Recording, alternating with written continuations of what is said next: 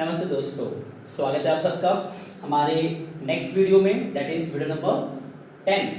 आज का ये जो वीडियो है वो हमारा होने वाला है accounting for partnership firm it's fundamentals. Fundamentals मतलब कि आज हम लोग बेसिकली पार्टनरशिप फर्म के जो एंट्रीज होते हैं ना, बेसिक एंट्रीज या उसके रिकॉर्डिंग्स कह सकते हैं, अकाउंटिंग ट्रीटमेंट कह सकते हैं, वो कैसे होने वाला है। तो ये हमारा चैप्टर 1 भी है हमारे पूरे जो पार्टनरशिप बुक है, जिसमें टोटल 5 चैप्टर्स थे। उस पूरे 5 चैप्टर में सबसे जो पहला चैप्टर है वो आज पढ़ने जा रहा है। हालांकि इसका कोई बहुत ज़्यादा लिंक था भी नहीं चैप्टर 2 से, 3 से, 4 से, 5 से, जिसका नाम क्या था, change in profit sharing ratio, admission of a partner, retirement of a partner, death of a partner and dissolution of partnership firm. तो ये सारे चैप्टर्स पार्टनरशिप के ही थे, लेकिन इसमें हम एक्चुअली सिर्फ पार्टनरशिप फर्म में जो अकाउंटिंग ट्रीटमेंट होता है उसके यहाँ पे रिकॉर्डिंग्स जानने वाले कि किस तरह हम ट्रीटमेंट करते हैं पार्टनरशिप फर्म में अकाउंटिंग ट्रीटमेंट्स एक तरह से। तो उसको जानने से पहले थोड़ा बेसिक बात कर लेते हैं। क्लास 11 की अगर बात करें तो वहां पे हमारा टर्म आया था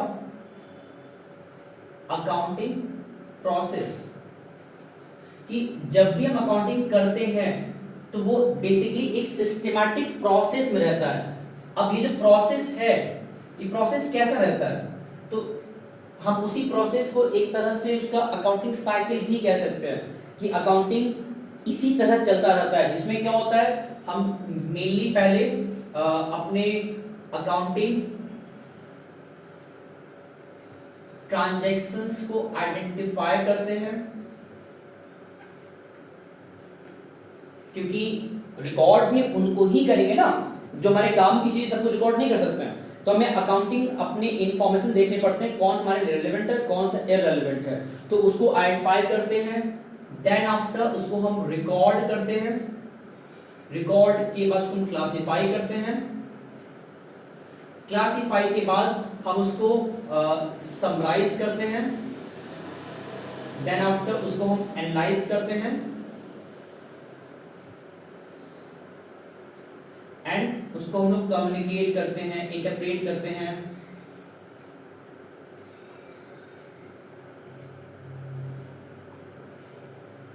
तो ये बेसिक हमारा स्ट्रक्चर था अकाउंटिंग प्रोसेस का, कि यही हमारा एक पैटर्न होता है कि ट्रांजैक्शंस को आइडेंटिफाई करना जो हमारे काम के होते हैं, जिसको रिकॉर्ड करना रहेगा आगे चल के, फिर उसको रिकॉर्ड एक्चुअली करना, फिर क्लासिफाई करना, समराइज करना, एनालाइज करना, कम्युनिकेट करना, दैट्स इट। इसमें जो हमारा मेन रिकॉर्डिंग का पार्ट है कि हम रिकॉर्डिंग किस तरह करते हैं, इसको रिकॉर्डिंग करते हैं जनरल एंट्रीज के तौर पे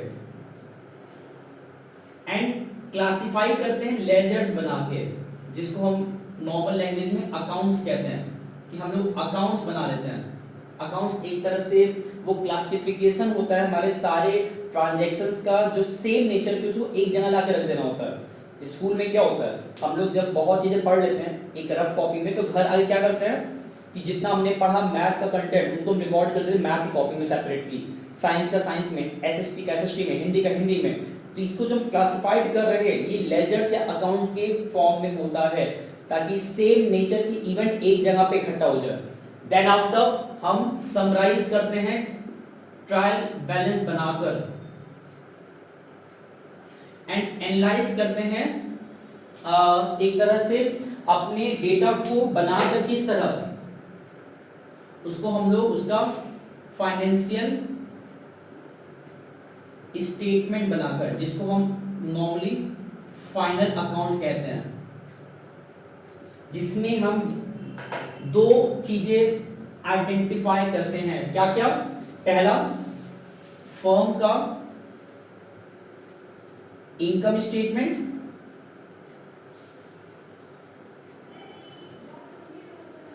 एंड दूसरा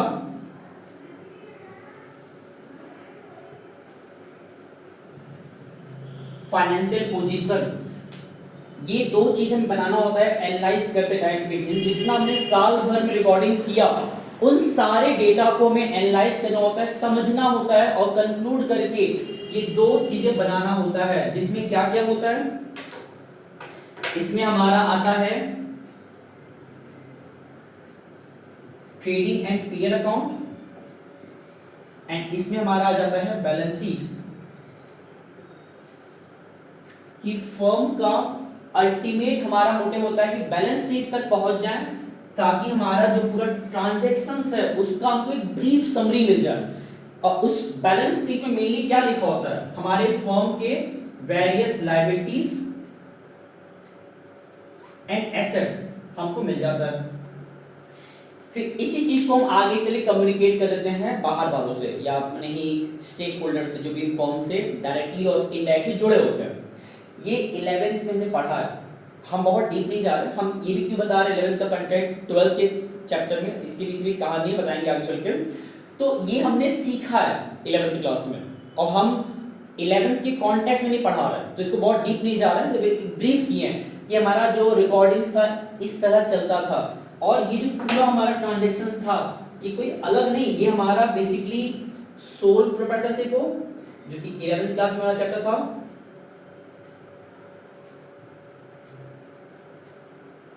या अब जो हम पढ़ने जा रहे हैं दैट इज पार्टनरशिप। हमारा बिजनेस किसी भी टाइप का हो, आइदर एक सिंगल पर्सन उसको रूल कर रहा हो या फिर पार्टनर्स एक साथ मिलकर काम कर रहे हो, सबको ये काम करना होता है। ट्रांजैक्शन आइडेंटिफाई करना, उसको रिकॉर्ड करना, जर्नल एंट्रीज में क्लासिफाई करना, लेजर्स में समराइज करना, ट्रायल बैलेंस बनाकर उसको एनालाइज करना, देन आफ्टर कम्युनिकेट इंटरप्रेट करना। तो ये सारा काम पार्टनरशिप भी करता है, एक पार्टनरशिप फर्म भी करता है। तो अब मेन सवाल आता है कि फिर हमने अलग क्या सीखना है। जो हमने 11th में सीखा है टिल यहाँ तक, जो बच्चे 11th क्लास ढंग से पढ़े होंगे उन्हें याद होगा कि 11th क्लास में हमारा जो लास्ट चैप्टर था वो यही था, जिसको बच्चे बहुत हार्ड मानते थे भाई, वो टिपिकल लगता था बिकॉज़ वहाँ बहुत सारे एडजस्टमेंट थे, financial statement without and with adjustment, but वो 11th का था। तो 12th में क्या नया आने वाला है, अब इसी साइकिल को तो हम कंक्लूड करते हैं। देखिए 11th क्लास में हम लोग ने बेसिकली क्या देखा था, फाइनेंशियल या फाइनल अकाउंट बनाते वक्त हमने वहां पे बनाया था टोटल 2 अकाउंट। एक का नाम था ट्रेडिंग अकाउंट एंड दूसरे का नाम ट्रेडिंग एंड पीएल अकाउंट, इसको हम कंबाइंड मेनली कहते हैं।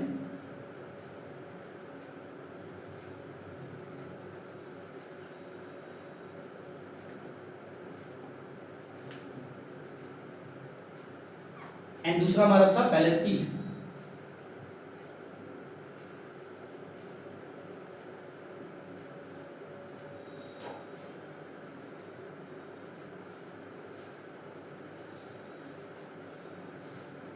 ओके, तो अगर थोड़ा रिकॉल करें 11th के कुछ बेसिक अंडरस्टैंडिंग को जो हमारे बहुत काम आएगा 12th में इस चैप्टर को पढ़ते वक्त, वो क्या था, ट्रेडिंग पीएल में हमने जो सॉल्व किया था, तो जितने हमारे एक तरह से ओपनिंग स्टॉक था, देन आफ्टर नेट परचेज था,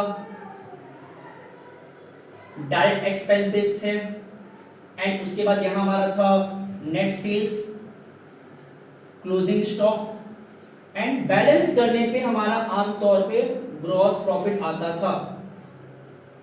हम ग्रॉस प्रॉफिट मान के चलते हैं, और इसी ग्रॉस प्रॉफिट को हम कंटिन्यू कर रहे थे अपने पीएल के लिए बाय ग्रॉस प्रॉफिट। और इसको लिखने के बाद जितने भी हमारे इनडायरेक्ट एक्सपेंसेस थे एंड इनडायरेक्ट इनकम्स थे, जिसको कि हम चाहे तो क्लासिफाई कर सकते हैं operating and non operating income and expense अलग अलग, बट इतना डीप जाना नहीं है, वो हम बताएंगे जब पढ़ाएंगे accounting equation, sorry accounting ratios, वहां पे काम आएगा। फिलहाल सारे indirect expenses and indirect income को लिखने के बाद जो हमको बैलेंस मिलता था, हम ये भी मान के चल रहे हैं हमें क्या मिलेगा, नेट प्रॉफिट बैलेंस के तौर पे, net profit as a balancing figure. तो इसी नेट प्रॉफिट को हम नॉर्मली, अगर याद होगा, हम लोग क्या करते थे, बैलेंस शीट में जाके यहां आता है हमारा क्या, लायबिलिटीज, यहां क्या आता है हमारा एसेट्स, है ना। तो इसमें यहां था हमारा कैपिटल। अब ये तो था सोल प्रोप्राइटरशिप का एक पार्टनरशिप बैलेंस शीट। तो ये जो कैपिटल था वो एक्चुअली उस सिंगल ओनर का कैपिटल है। और कितना कैपिटल है, मान लेते हैं ओपनिंग कैपिटल कुछ रहा होगा, ओपनिंग कैपिटल, ठीक। अब ओपनिंग कैपिटल में पूरे साल भर मतलब ड्यूरिंग द ईयर उस सिंगल ओनर ने यहां ऊपर नेट प्रॉफिट अर्न किया होगा, तो वो यहां हम ऐड कर सकते हैं नेट प्रॉफिट, ठीक। उसके बाद ड्यूरिंग द ईयर उसने कुछ पैसा विड्रॉ भी किया होगा, ड्राइंग किया होगा, तो वो यहां माइनस हो जाएगा ड्राइंग का अमाउंट जितना उसने ड्राइंग किया, ठीक है। फिर उसी ड्राइंग पे उसने फर्म को इंटरेस्ट पे किया होगा, इंटरेस्ट ऑन ड्राइंग, जो कि फर्म के लिए तो फायदा है बट उस ओनर के लिए क्या है, घाटा। उसके बाद उसको इंटरेस्ट ऑन कैपिटल मिला होगा फर्म से उसके कैपिटल पे, जो उसके लिए फायदा है। हो सकता है उसने साल के दौरान एडिशनल कैपिटल लाया हो फर्म में, जो कि उसका कैपिटल बढ़ा देगा, तो ये प्लस करेंगे। ये सब करने के बाद जो अमाउंट आएगा वो बाहर लिखाएगा, जिसको कि हम बोलते क्या है, इसको हम कहते हैं अपना क्लोजिंग कैपिटल। कितना आसान था ना कि बैलेंस शीट बनाना किसी सिंगल पर्सन के बिहाफ पे, जिसमें ये हम नहीं करते हैं। अब अगर इसी चीज को हम ये कह दें कि ध्यान से सुनना है, अब जब एक ही पर्सन काम कर रहा है ना, तो वहां पे कोई कमीशन, वहां पे कोई सैलरी तो आएगा नहीं, ठीक है। दूसरी बात, जो भी उसने प्रॉफिट कमाया साल के दौरान फर्म में रहते हुए, वो सारा प्रॉफिट उसको ही मिल जाना है ना। तो यहां डायरेक्टली ऐड कर दिए बिना किसी डिवीजन किए। जो भी उसने ड्राइंग किया हम सिंपली माइनस कर दिए, जो भी उसने इंटरेस्ट पे किया ड्राइंग पे माइनस कर दिए, जो भी उसने इंटरेस्ट रिसीव किया कैपिटल पे वो प्लस कर दिए, जो भी उसने पैसा और लाया फर्म के अंदर वो हमने प्लस कर दिया। तो इस तरह हमारा एक सिंगल पर्सन के जो भी इवेंट थे वो हम बैलेंस शीट में एक ही जगह दिखा पा रहे हैं, क्योंकि वो हो जा रहा है। लेकिन अब यहां से आता मेन हिस्सा, जब हम बात कर, ये हमारा किसका था, एक सिंगल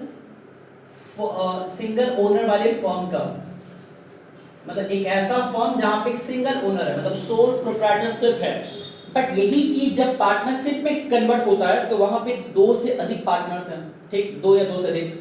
अब होता क्या है कि हम जिस तरह ये मान लीजिए बना रहे हैं, ये मान लेते हैं ए पर्सन का था, बट हो सकता है वहां पे 3 पर्सन आ जाए ए बी सी, तो क्या हम ए का इस तरह, फिर बी का इसी तरह नीचे, फिर सी का उस तरह नीचे लिखेंगे क्या, तो ये बैलेंस शीट बहुत लंबा नहीं हो जाएगा। इस वजह से ये जो अमाउंट आ रहा है दैट इज क्लोजिंग कैपिटल, इसको हम पार्टनरशिप में बैलेंस शीट में दिखाने के बजाय अलग से बनाते हैं।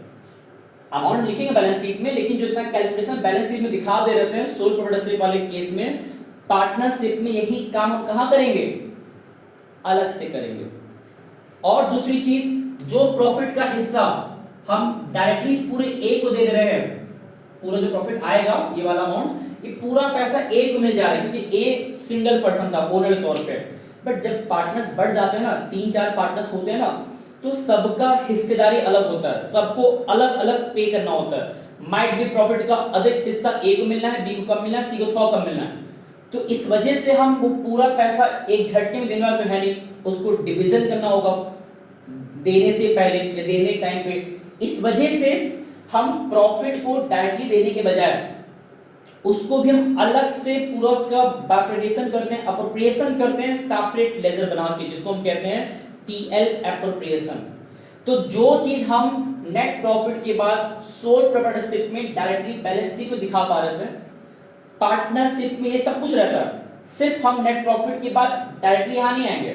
जैसे ट्रेडिंग पीएल के बाद हम सीधा आए थे बैलेंस शीट में अंडर सोल प्रोप्राइटरशिप, बट ये अंडर सोल प्रोप्राइटरशिप। लेकिन जहां हम बात करते हैं पार्टनरशिप फर्म का, तो सीधा बैलेंस शीट बनाएंगे, पहले क्या बनाएंगे, इसके बाद यहां से हमको मिलता है नेट प्रॉफिट। ओके, ये हमें 12th में नहीं आने वाला, बस हम ब्रीफ कर रहे हैं।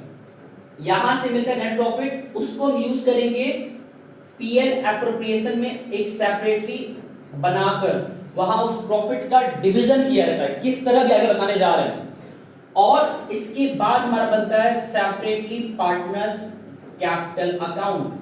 जो चीज यहां हम बैलेंस शीट में दिखा रहे थे अंडर सोल प्रोप्राइटरशिप, पार्टनरशिप में यही चीज हम दिखाते हैं अलग से पार्टनर्स कैपिटल अकाउंट बना के, जिसके दो मेथड होते हैं, फिक्स्ड एंड फ्लक्चुएटिंग। जो मैंने वहां सवाल लिया है, ये सवाल पार्टनर्स कैपिटल एंड करंट दोनों बनाना है, तो ये हमारा कौन सा मेथड है, फिक्स्ड, भी आगे बताएंगे हम। ये बन जाने के बाद हमारा बनता है बैलेंस शीट। हालांकि एग्जाम में बैलेंस शीट नहीं कहेगा, बहुत बहुत रेयर केस में कहेगा, ट्रेडिंग पीएल बिल्कुल नहीं कहेगा। हमारा मेन फोकस इसमें होगा to make PL appropriation account, मतलब how to make PL appropriation, profit का हम अप्रोप्रिएशन दैट इज डिवीजन कैसे करते हैं, किस किस फॉर्मेट में करते हैं, और दूसरा पार्टनर्स कैपिटल अकाउंट कैसे बनेगा, ताकि हम उनका क्लोजिंग कैपिटल जान पाए ईच पार्टनर्स का, जितने वहां पे मौजूद है उस पार्टनरशिप फर्म में। तो ये तो स्ट्रक्चर था। अब सवाल आता है कि जो चीज सोल प्रोप्राइटरशिप में डायरेक्टली प्रॉफिट को यहां ऐड करके सॉल्व कर ले गए थे लोग 11th क्लास में, 12th में आते ही पार्टनरशिप आ चुका है, और पार्टनरशिप में एक से दो से अधिक पार्टनर्स हैं, दो या दो से अधिक हैं। तो ऐसे केस में हमें इस नेट प्रॉफिट को पहले प्रॉपर्ली सेपरेटली डिवीजन करना होता है under the separate ledger which names PL appropriation account. ये कैसे बनेगा, उसमें क्या क्या आता है, और बहुत लिमिटेड है, 4 ही 5 नाम आते हैं, वो फिक्स हैं, और मैंने वहां सवाल लिखा भी, सॉल्व भी कराएंगे हम। तो ये क्या कैसे बनेगा, उसमें क्या क्या आएगा। दूसरा, ये हो जाने के बाद अल्टीमेटली जो हम यहाँ पे एक जगह पे ऐड लेस कर पा रहे थे, उसको हम सेपरेट लेजर में दिखाएंगे, पार्टनर्स कैपिटल अकाउंट। दोबारा कह रहे हैं, यही चीज यहाँ पे होने वाला है, बस फर्क इतना है कि यहाँ थोड़ा सिस्टमैटिक वे में होगा, बिकॉज यहाँ पे एक से अधिक पर्सन है फॉर्म के अंदर। तो अब पीएल एप्रोप्रिएशन कैसे बनता है, पार्टनर्स कैपिटल अकाउंट कैसे बनता है, वो समझते हैं। हालांकि sole proprietorship and partnership form बहुत ज्यादा कुछ फर्क नहीं है।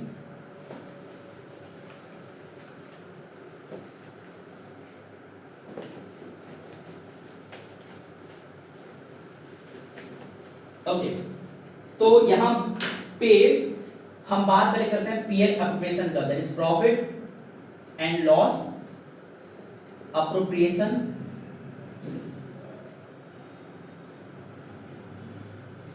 अकाउंट। यही हमारा एंट्री है, ये जो लिखा है ना accounting for partnership firm. Partnership firm में कोई स्पेशल अलग से एंट्रीज नहीं होता है, जो हमने पढ़ा है 11th क्लास में अंडर सोल प्रोप्राइटरशिप, सेम चीज है। यहाँ पे हमारा आइडेंटिफिकेशन होता है, रिकॉर्डिंग होता है, क्लासिफिकेशन होता है, समराइजिंग होता है, मेकिंग ऑफ ट्रेडिंग पीएल होता है, एंड बैलेंस शीट होता है। बट वही just trading PL and balance sheet के बीच में दो अलग से एक्स्ट्रा लेजर बनते हैं, एक बनता है पीएल एप्रोप्रिएशन और एक बनता है पार्टनर्स कैपिटल अकाउंट। दूसरा क्या बनता है, पार्टनर्स कैपिटल अकाउंट। ठीक है, इसमें क्या क्या आता है, होता क्या है ना कि जो भी प्रॉफिट या नेट प्रॉफिट कह सकते हैं निकलता है ट्रेडिंग पीएल बनाकर, दैट इज नेट प्रॉफिट, उस नेट प्रॉफिट को हम डायरेक्टली किसी एक जो एक पर्सन को देंगे तो है नहीं, क्योंकि यहाँ पे मोर देन 1 पर्सन है। अगर एक ही पर्सन होता तो सोल प्रोप्राइटरशिप हो गया, जहां नेट प्रॉफिट उसको दे ही दे रहे थे बैलेंस शीट में ऐड करा के। बट यहाँ पे जब मोर देन 1 पर्सन होते हैं तो हमें पहले उस प्रॉफिट का डिवीजन करना होता है। ये जो टर्म लिखा है अप्रोप्रिएशन, इसका मतलब क्या होता है, डिवीजन करना, प्रॉफिट का बंटवारा करना। अब कैसे होगा, हमें सोचना पड़ेगा कि प्रॉफिट कहां कहां बढ़ सकता है। बढ़ना मतलब होता है डिवाइड करना। तो पहली बात ये, जो प्रॉफिट का अमाउंट है वो कहां लिखाएगा, ये इंपॉर्टेंट चीज है, तो याद रखना है। यहां हमारा आता है बाई नेट प्रॉफिट, जितना भी फर्म के पास प्रॉफिट अवेलेबल होगा वो यहां लिखाता है। ठीक है, उसके बाद ये समझना रहेगा कि जो जो चीजें हम पार्टनर्स को देंगे वो फर्म के नजरिए से क्या है, एक्सपेंस।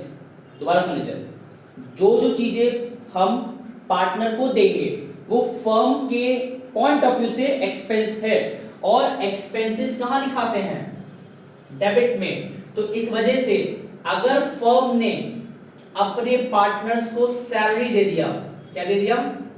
सैलरी अपने पार्टनर्स को, क्योंकि ये जो प्रॉफिट अमाउंट है ना, ये हम डायरेक्टली पार्टनर्स में नहीं बांटने वाले। क्वेश्चंस में बहुत बार लिखा होता है कि before distributing that profit between the partners we have to provide salary plus और भी चीजें आएंगी, दिखाते हैं यहाँ पे। तो जितना कुछ अगर दिया है तो लेना होता है, इफ नॉट तो कोई बात नहीं, उसको स्किप कर सकते हैं। तो एक तो क्या सैलरी, दूसरा और क्या सकता है पार्टनर्स कमीशन।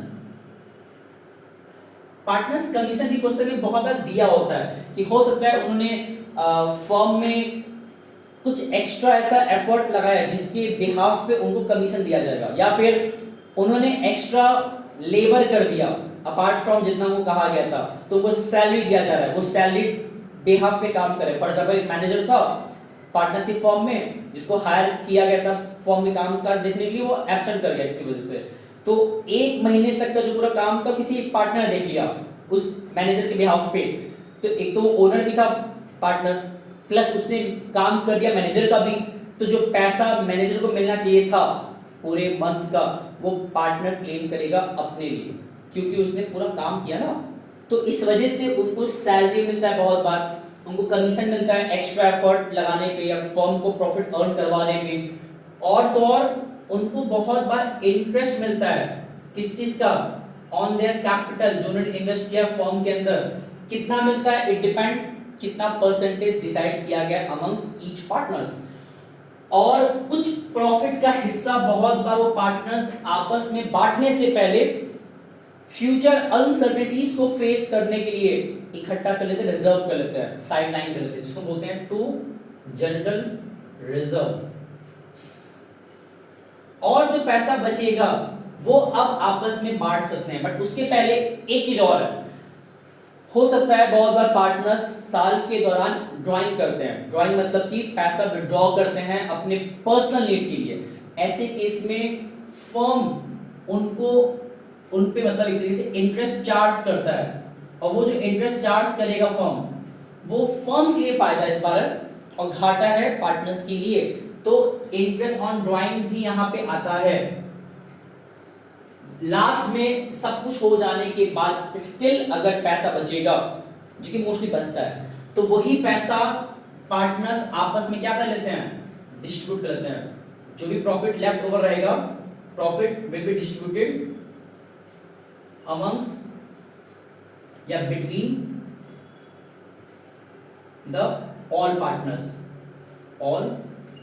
पार्टनर्स।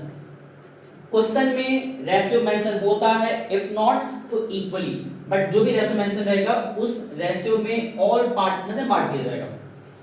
अब ये तो बेसिक स्ट्रक्चर था। इसके बाद प्रॉफिट मिल गया, सैलरी अगर है तो वो मिल जाएगा, अपार्ट फ्रॉम दिस और भी जितनी चीजें हैं तो हो गया। ये बेसिक हमारा फॉर्मेट है पेयर अप्रोप्रिएशन का। इसी चीज को हम फिर क्या करते हैं, पार्टनर्स में जब देना शुरू करते हैं तो अब हमको चेक करना है कि उनका कैपिटल, मतलब कि टोटल ईयर के एंडिंग में उनका जो कैपिटल है, क्लोजिंग कैपिटल कितना आया। ओपनिंग कुछ रहा होगा माइट बी, तो ड्यूरिंग द ईयर उनको सैलरी मिला होगा, मे बी पार्टनर्स कमीशन मिला होगा, इंटरनल कैपिटल मिला होगा, ड्राइंग पे इंटरनल उन्होंने दिया होगा। तो ये सब कुछ करने के बाद उनका कैपिटल कितना रह गया ईयर के एंड में, वो कैसे कैलकुलेट करते हैं। हम ये मान के चल रहे हैं कि हमारे पास दो ही पार्टनर है, ठीक है, ए एंड बी। तो अब इसमें क्या क्या आता है, अभी जो ये बता रहे फॉर्मेट, ये किसका फॉर्मेट है, क्योंकि पार्टनर्स कैपिटल बनाते वक्त हमारे पास दो मेथड होते हैं, एक फिक्स्ड और एक फ्लक्चुएटिंग। मैंने लिखा था फ्लक्चुएटिंग एंड फिक्स्ड। ये जो बताने जा रहे हैं ये किसका है, ये हमारा फ्लक्चुएटिंग है। फिक्स्ड भी आसान होता है, उसमें जो यहाँ पे एक हम बनाने जा रहे हैं वहां दो बन जाता है, तो वो बता देंगे। हालांकि इस कोर्स में दो ही बनाना है भी, तो यहाँ दिखा देंगे। फिलहाल इसमें आते हैं। तो अगर फ्लक्चुएटिंग की फिलहाल बात करें तो इसमें क्या क्या होता है। सबसे पहले इसमें पार्टनर्स का क्या आएगा, बैलेंस, और पार्टनर्स कैपिटल अकाउंट एक टाइप का लायबिलिटी है फर्म के नजरिए से देखोगे तो इसलिए किसी भी लायबिलिटी का ओपनिंग बैलेंस आता है क्रेडिट साइड में। तो यहाँ पे आएगा हमारा बाई बैलेंस BD जितना दिया रहेगा। देन आफ्टर सबसे इंपॉर्टेंट हिंट, जितना कुछ यहां लिखा होता है हमारे डेबिट साइड में, ये सब बेसिकली पार्टनर्स को दिया गया है। और जब जब हम कोई चीज पार्टनर्स को देते हैं, मतलब एक तरह से कोई चीज पार्टनर को दिया जाता है, प्रोवाइड किया जाता है, जिससे कि उनका कैपिटल बढ़ने वाला है, उनका कैपिटल बढ़ने वाला है, इंक्रीज होने वाला है, तो उसको वहां पोस्ट करते हैं ट्रेड में। जैसे सैलरी को दे रहे हैं ना, कमीशन को दे रहे हैं, प्रॉफिट का अमाउंट दे रहे हैं, तो जो जो चीजें हमको देते हैं वो सब कुछ यहां लिखाएगा। या तो ऐसे याद रखा जाए, या फिर सिंपल सा हिंट है, पीएल एप्रोप्रिएशन का जो भी डेबिट में लिखा है वो क्रॉस में जाएगा इधर साइड। ठीक है, तो क्या क्या आएगा इसमें? आएगा पहला पाई पार्टनर्स सैलरी जिनको भी देना रहेगा, दूसरा बाय पार्टनर्स कमीशन, उसके बाद बाय जनरल, नहीं ये नहीं आएगा, ये कहां पार्टनर दिया जा रहा है, तो फॉर्म अपना एक अलग कर रहा है ना, और bye interest on capital, profit भी दिया जा रहा है। अब ये जो प्रॉफिट दिया जा रहा है यहां से नाम क्या आएगा? तो नाम आता है जिस जगह से लेकर आ रहे हैं, कहां से लेकर आ रहे हैं, पीएल एप्रोप्रिएशन, ये नाम आएगा। तो इतना कुछ तो उनको दिया गया, उसके बाद जो उनसे मांगा गया दैट इज ड्राइंग पे इंटरेस्ट, वो हमारा इस साइड आएगा, अपोजिट साइड, क्योंकि वही सेम लॉजिक है। जो चीज पार्टनर्स के कैपिटल को डिक्रीज करा है, जो चीज पार्टनर्स के कैपिटल को डिक्रीज करा है, वो कहां लिखाएगा? इधर अपोजिट साइड में। तो क्या क्या है? टू इंटरेस्ट ऑन ड्राइंग, और उन लोगों ने ड्राइंग किया भी तो है, तो जो ऑफिशियल ड्राइंग का प्रिंसिपल अमाउंट है, प्रिंसिपल अमाउंट, वो भी तो फॉर्म वापस ले लेगा, इंटरेस्ट भी मांगेगा, ड्राइंग का अमाउंट भी मांगेगा। इस वजह से यहां पे ड्राइंग भी आता है जितना उन लोगों ने ड्राइंग किया। और उसके बाद लास्ट में हमें इसका बैलेंस करना होता है, और बैलेंस मोस्टली पार्टनर्स कैपिटल ही आता है। कैसे? टू बैलेंस सीडी, खत्म। तो ये हमारा एक छोटा सा स्ट्रक्चर है to make, how to make the profit and loss appropriation account and partners capital account. जब भी क्वेश्चन आएगा about to make PL appropriation, इतनी बातें याद रहना चाहिए, तब क्वेश्चन लगाने में दिक्कत नहीं होता। अब एक सवाल लेते हैं, और उस सवाल में वहां बात में लिखा हुआ है, क्या क्या लिखा है पढ़ लेते हैं। इस सवाल मैंने कहां से पिकअप किया पहले वो जान लेते हैं। सीबीएसई सैंपल पेपर 2025, उस पर्टिकुलर पेपर का क्वेश्चन नंबर 24, उसका और वाला पार्ट, जो सेकंड पार्ट है, वो मैंने क्वेश्चन लिखा है। इसको एक बार देखिए, फिर आगे बता रहे हैं।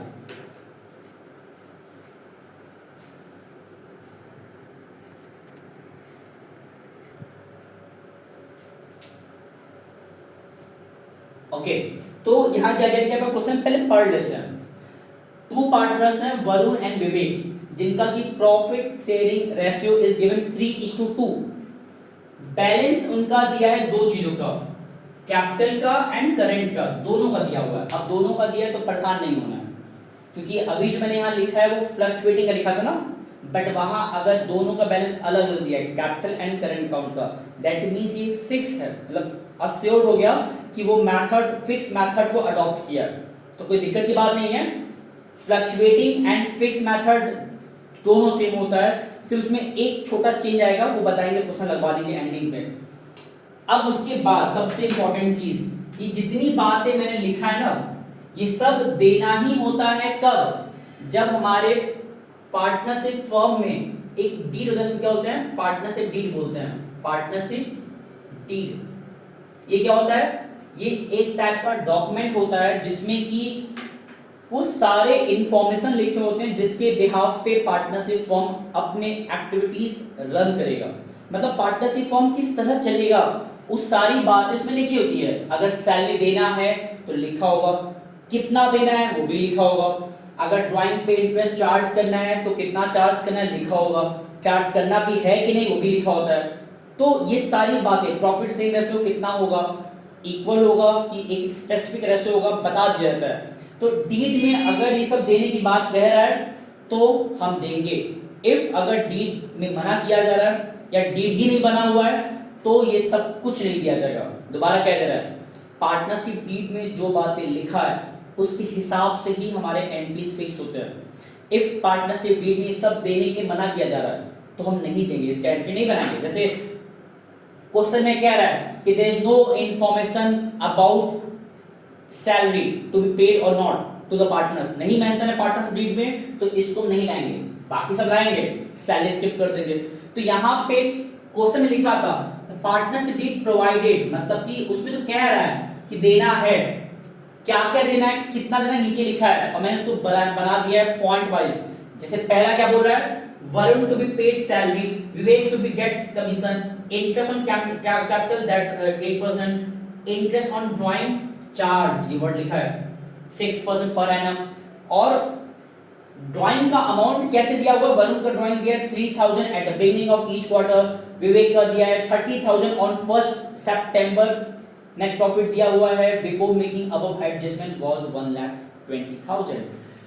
तो इतनी बातें तो हमें दिया हुआ है, अब ये कैसे करेंगे, तो कहां पे रख करें, ये हमारा हो जाएगा रख,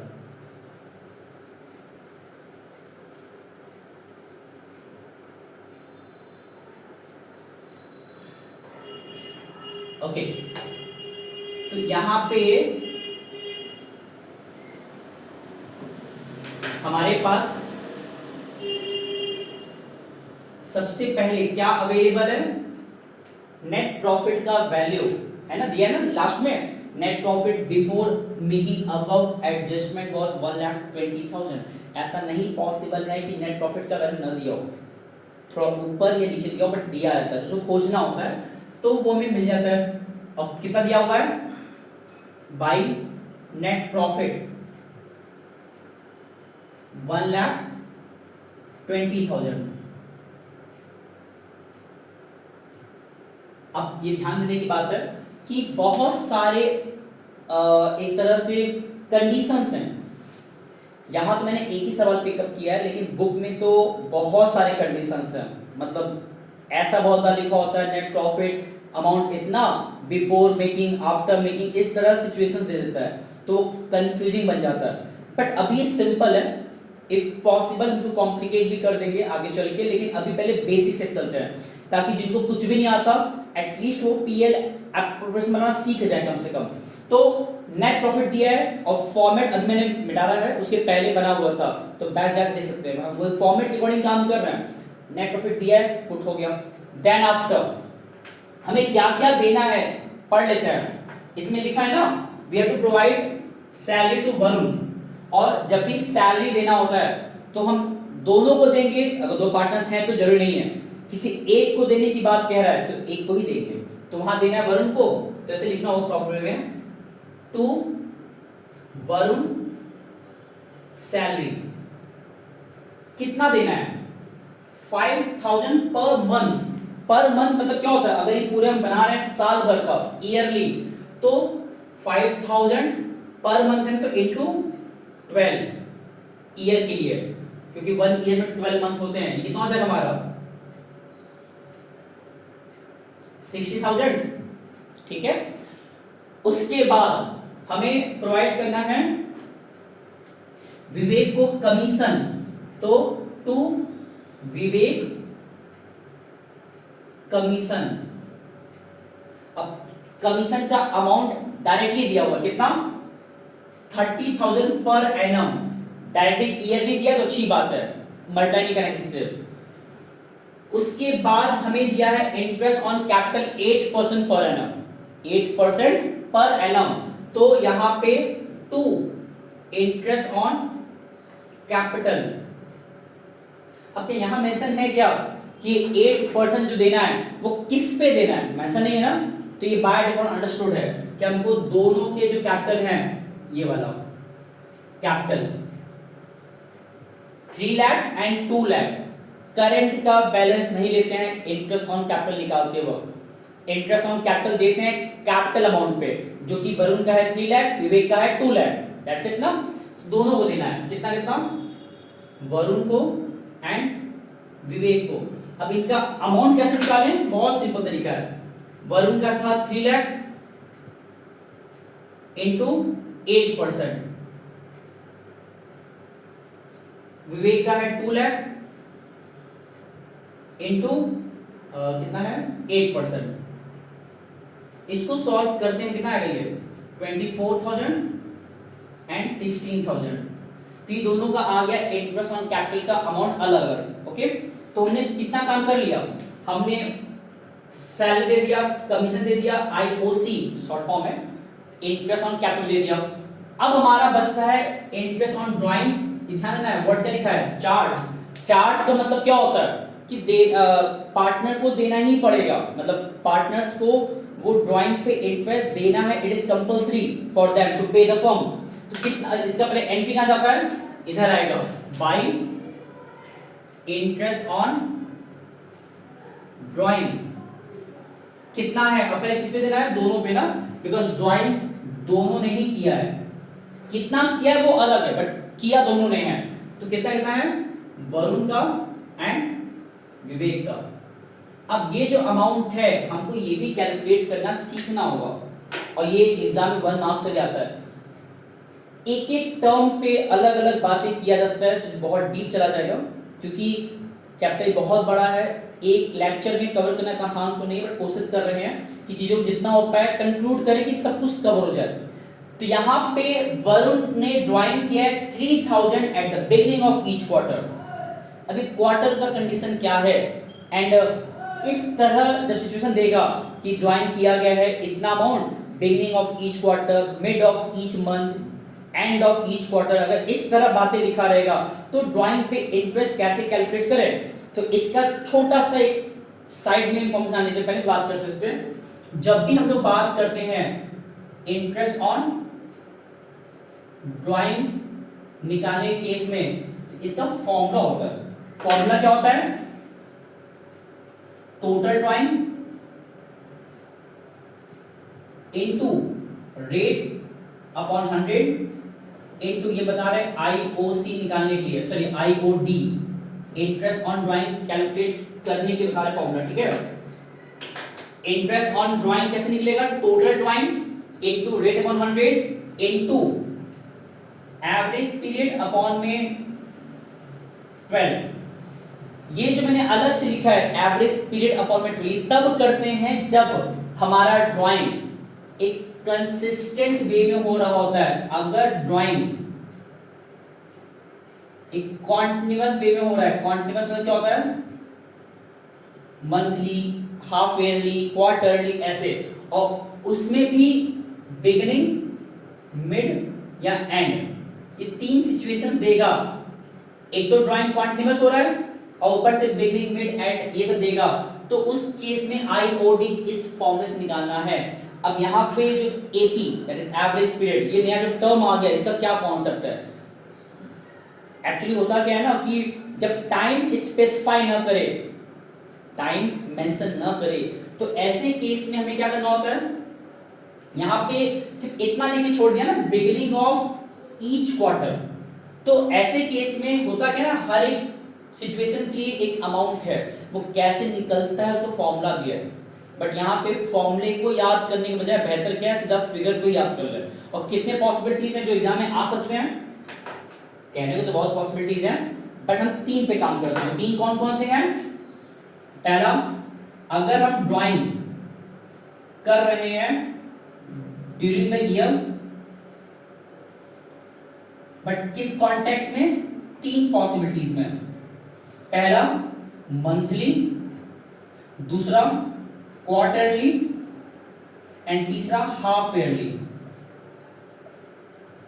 मेन हमारे लिए ये 2 है, मंथली एंड क्वार्टरली, बट तीनों जान लेते हैं कि अगर हमने ड्राइंग किया है साल भर में इन 3 पैरामीटर्स पे, लाइक फॉर एग्जांपल अगर ऐसे लिखा है क्वेश्चन में कि we have partner has drawn the amount of money from the firm during the whole year monthly at the end, मतलब सारे महीने ड्राइंग किया गया, हर महीने के लास्ट डे पे, लाइक 31 दिसंबर, 28 फरवरी, 31 मार्च, इस तरह हर मंथ के एंडिंग में ड्राइंग किया गया साल भर तक।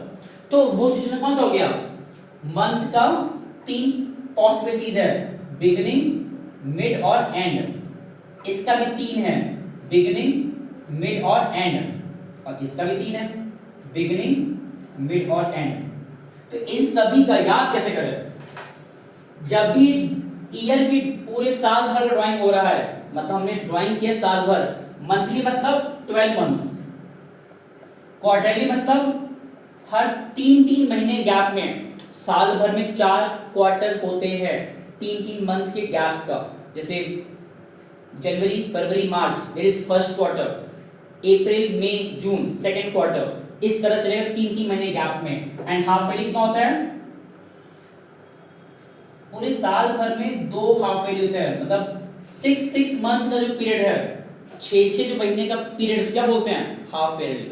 ठीक है, तो अब याद कैसे करना था? मंथली वाले केस में जो एवरेज पीरियड है, एवरेज पीरियड कितना होता है?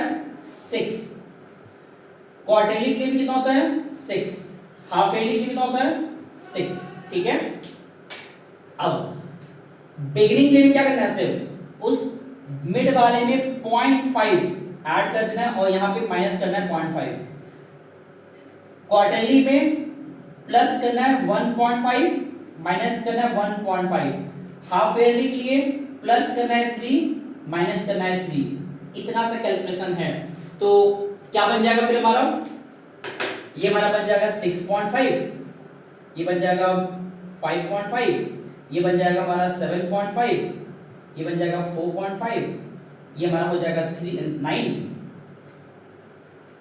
ये हो जाएगा हमारा 3। और पता है 2024 के जो बोर्ड एग्जाम था वहां भी सवाल आया था, क्वार्टरली के एंड का एवरेज पीरियड कितना होता है? तो कितना लिखना था हमको? 4.5। इतना सिंपल था।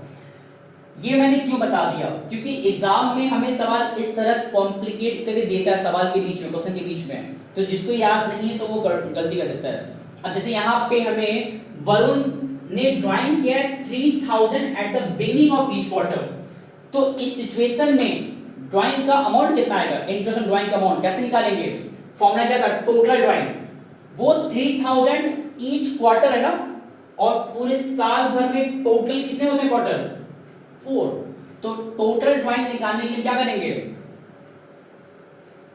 3000 इंटू 4 करेंगे। क्यों करेंगे इंटू 4? क्योंकि इससे करके वो टोटल ड्राइंग मिल जाएगा। Then after rate upon 100, rate हमें दिया कितना? 6%, तो 6 अपॉन 100 इंटू क्वार्टरली के केस में, ध्यान रखना, क्वार्टरली केस में बिगिनिंग का एवरेज पीरियड कितना है?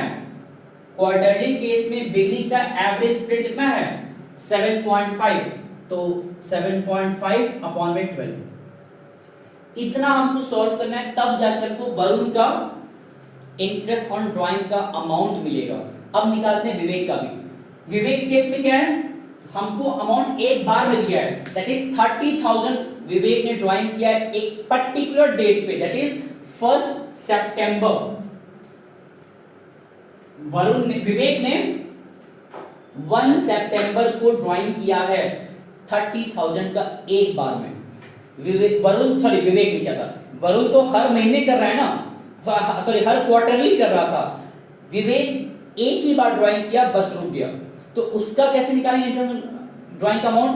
बहुत सिंपल फॉर्मूला है, जितना उसने ड्राइंग किया है टोटल ड्राइंग, जितना रेट है। अब ये जो लास्ट मैंने लिखा था 80/12, वो इस बार यहां पे ऐसे नहीं करना है, हमें गिनना होता है, कैलकुलेट करना होता है कि नंबर ऑफ टाइम पीरियड कितना रहा ड्राइंग करने के बाद का सिचुएशन।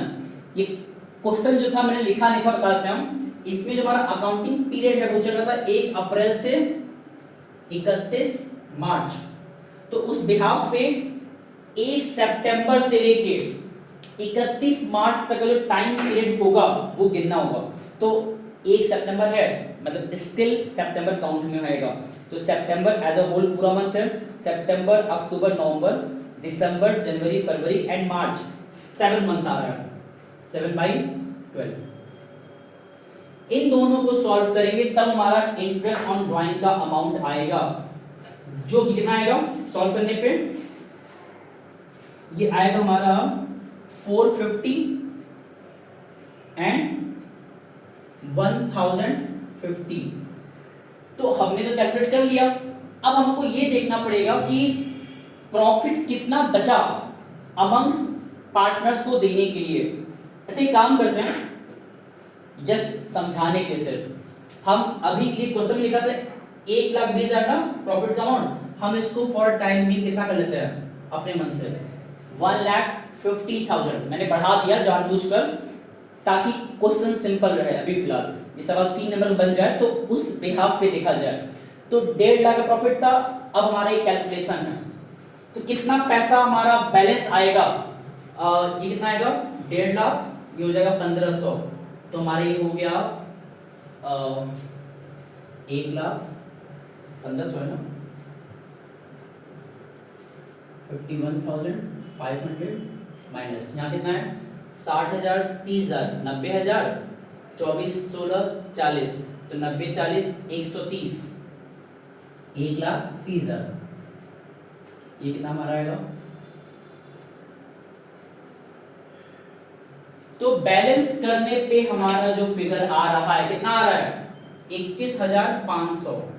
माइट भी गलती हो जाए कैलकुलेशन तो इग्नोर करिएगा आप लोग। तो ये हमारा प्रॉफिट अमाउंट आया बैलेंस करने पे, इसी प्रॉफिट में क्या करेंगे टू प्रॉफिट जो भी हमारा आया बैलेंस करने पे हम डिस्ट्रीब्यूट कर देंगे बिटवीन बोथ द पार्टनर्स। यहां दो पार्टनर्स कौन थे वरुण एंड विवेक, और पार्टनर किसमें है जो हमको ओल्ड रेशियो क्वेश्चन में दिया हुआ है। इफ अगर रेशियो नहीं दिया होता तो हम क्या करते हैं उसको हम बांटते हैं इक्वली, बट यहाँ रेशियो दिया है और दिया 3:2, तो हमें मतलब उस 21,500 को 3:2 में बांट देना है, 3:2 में, जो कैसे बटेगा 21,500 का 3/5, 21,500 का 2/5, कितना आता है ये कुछ समथिंग आएगा 415 300, तो ये आएगा हमारा 90012, 12,900 और नीचे कितना आएगा 8,600 हो गया। तो इस तरह हमने प्रॉफिट का डिस्ट्रीब्यूशन कर दिया बिटवीन द पार्टनर्स। अब हमको इसी को पोस्ट करना था पार्टनर्स कैपिटल अकाउंट में, लेकिन उस पर हम जाएंगे बाद में, ये चलो बताते हैं पहले, फिर आगे बात करते हैं। यही चीज को हमको पार्टनर्स कैपिटल में पोस्ट करना है, उनका नाम क्या क्या था वरुण एंड विवेक, वरुण एंड विवेक। अब ध्यान देना बहुत मेन चीज है, अभी हम क्या कर रहे हैं ना, हम अभी बेसिकली सिखाना चाह रहे हैं कि अगर क्वेश्चन सिंपल रखा जाए फिलहाल, जिसमें मैंने क्या किया, हमें क्वेश्चन में करंट अकाउंट भी दिया था ना, हम उसको फॉर टाइम भी इग्नोर कर रहे हैं। अभी हम सिर्फ सिखा रहे हैं एक नॉर्मल क्वेश्चन दिया रहे अगर एंड पार्टनर्स कैपिटल अकाउंट बनाना रहे अगर फ्लक्चुएटिंग मेथड के थ्रू, तो कैसे बनाएंगे। अब हमें सिर्फ पोस्टिंग करना है, ये सारा जो डेबिट वाला पार्ट है वो इधर आ जाएगा, क्रेडिट वाला पार्ट इधर आ जाएगा। तो कैसे आएगा, बैलेंस बीडीज होता है वो पार्टनर्स का कैपिटल अमाउंट होता है, जो कि मैंने क्वेश्चन में दिया था 3 लाख 2 लाख, वो यहां ले आए 3 लाख एंड 2 लाख। ठीक, पार्टनर्स का सैलरी सबका नहीं था, सिर्फ एक का सैलरी था, किसका वरुण का, नाम वरुण का आएगा, टू वरुण सैलरी, और ना अमाउंट में जो है 60,000 वो वरुण के कॉलम में लिखा आएगा, विवेक में डैश लगा रहेगा। कमीशन विवेक के नाम का था तो सिर्फ विवेक का नाम आएगा, टू विवेक कमीशन, कितना था 30,000। इंटरेस्ट ऑन कैपिटल दोनों का था, और कितना कितना था, ये हमारा था 24,000 and 16,000। And last PL appropriation, profit का डिस्ट्रीब्यूशन, उन्हें कितना मिला दोनों को अलग अलग 12,900, 8,600। ये अमाउंट आया है तब जब मैंने उस प्रॉफिट के अमाउंट को 1,50,000 अपने मन से किया है। तो अगर क्वेश्चन ऐसे ही दिया है तो कोई दिक्कत नहीं, इसे जैसे ही चल रहा है। फिर इंटरेस्ट ऑन ड्राइंग हमने कैलकुलेट किया कितना 450 एंड 1550 एंड ड्राइंग का अमाउंट, ये ड्राइंग का अमाउंट का मतलब होता है टोटल ड्राइंग उन लोगों ने कितना किया था। तो ये जो मैं मल्टीप्लाई किया था बिकॉज 3000 पर क्वार्टर था तो पूरे साल भर का ड्राइंग कितना हो जाएगा, पूरे साल भर का 3000 into 4 that is 12000, 30,000 का ड्राइंग था विवेक का, एक बार में किया था उसने। तो इस तरह उनका ड्राइंग का अमाउंट पुट हो गया। सब कुछ पुट होने के बाद जो अब अल्टीमेट उनका बैलेंस आएगा ये उनका क्या है क्लोजिंग कैपिटल, जो कि फिर सीधा जाएगा लिखा है, कहाँ लिखाएगा बैलेंस शीट में। यहाँ हमें बैलेंस शीट बनाना है तो हम इतना बताना चाहते हैं कि सवाल अगर सिंपल रहता तो हमें इसी तरह सॉल्व करना था। हालांकि इसमें हमें partners capital account and partners current account दोनों का हाथ बनाने ना। चलो अगर इस क्वेश्चन में हमें करंट अकाउंट नहीं दिया होता, ओनली पार्टनर्स कैपिटल अकाउंट दिया होता तो हम अंडर फ्लक्चुएटिंग मेथड इतना बनाए होते हैं, दैट्स इट। लेकिन अगर इसमें करंट अकाउंट भी दिया है तो परेशान नहीं होना है। जस्ट बिकॉज करंट और कैपिटल अलग अलग दिया है तो ऐसे केस में पार्टनर्स कैपिटल अकाउंट बनेगा दो हिस्सों में, एक बनेगा partners capital account itself and एक नया अकाउंट बनेगा, इसका नाम क्या होता है, इसका नाम होगा पार्टनर्स। इसको हम नाम दे रहे हैं कैपिटल अकाउंट, इसको हम नाम दे रहे हैं सॉरी करंट अकाउंट। और एक और अकाउंट एक्स्ट्रा बनेगा, इसका नाम क्या है पार्टनर्स कैपिटल अकाउंट। तो क्या फर्क है दोनों में,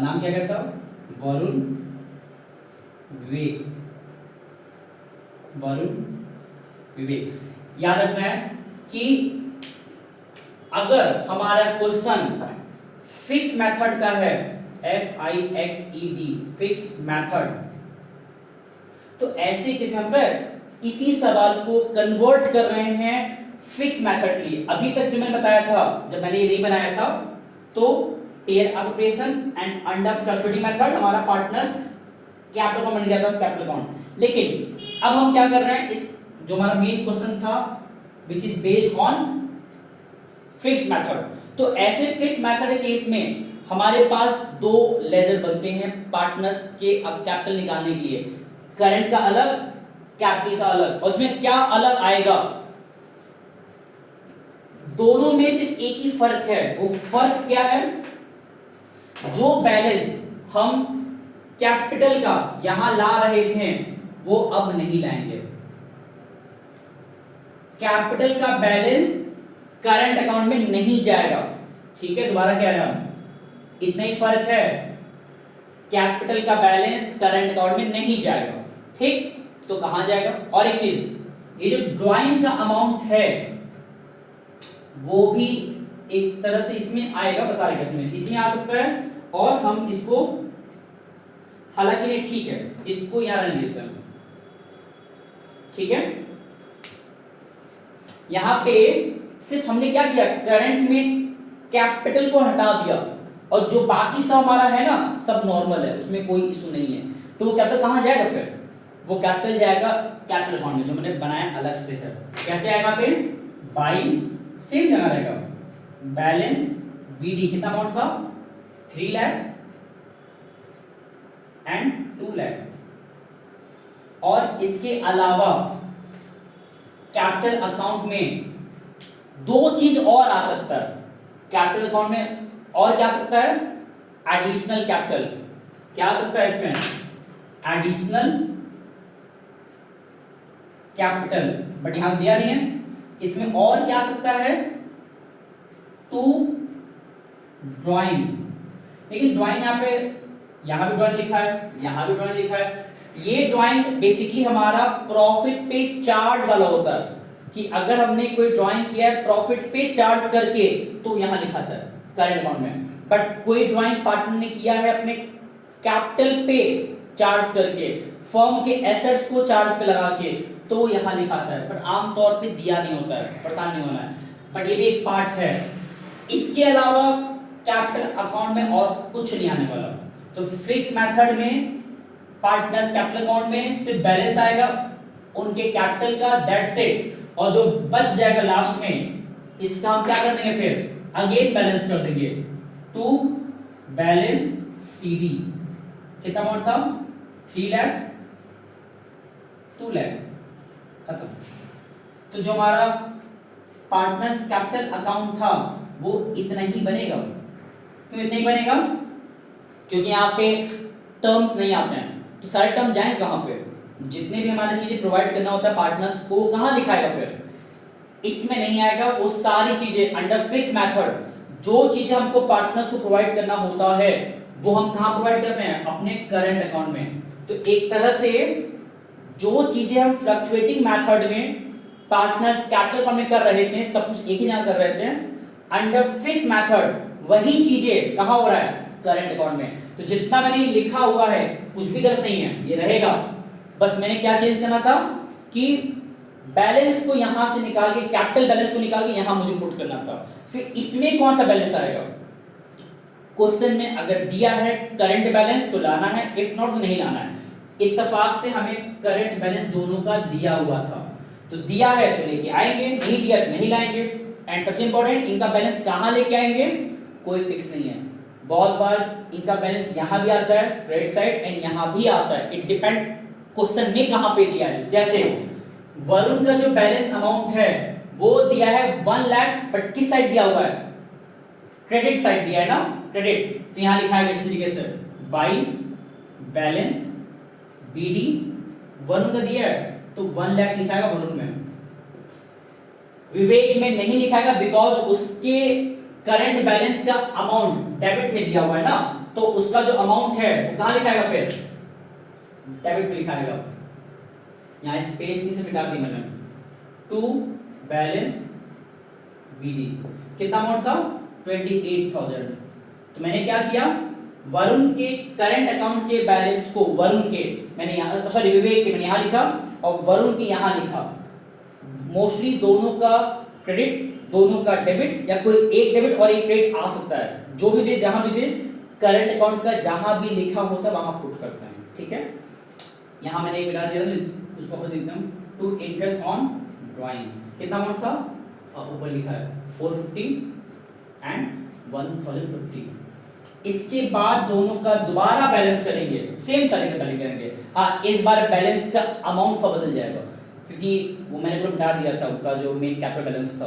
तो जो भी आएगा बैलेंस सॉल्व करने पे वो हमारा आ जाएगा वरुण का, और हाँ एक बात और भी है, जरूरी नहीं बैलेंस इधर ही आए, दोनों का एक का बैलेंस वहां भी जा सकता है। जैसे अगर सॉल्व करिए इस क्वेश्चन को, ज्यादा अच्छा रहेगा ताकि गलती ना होने पाए।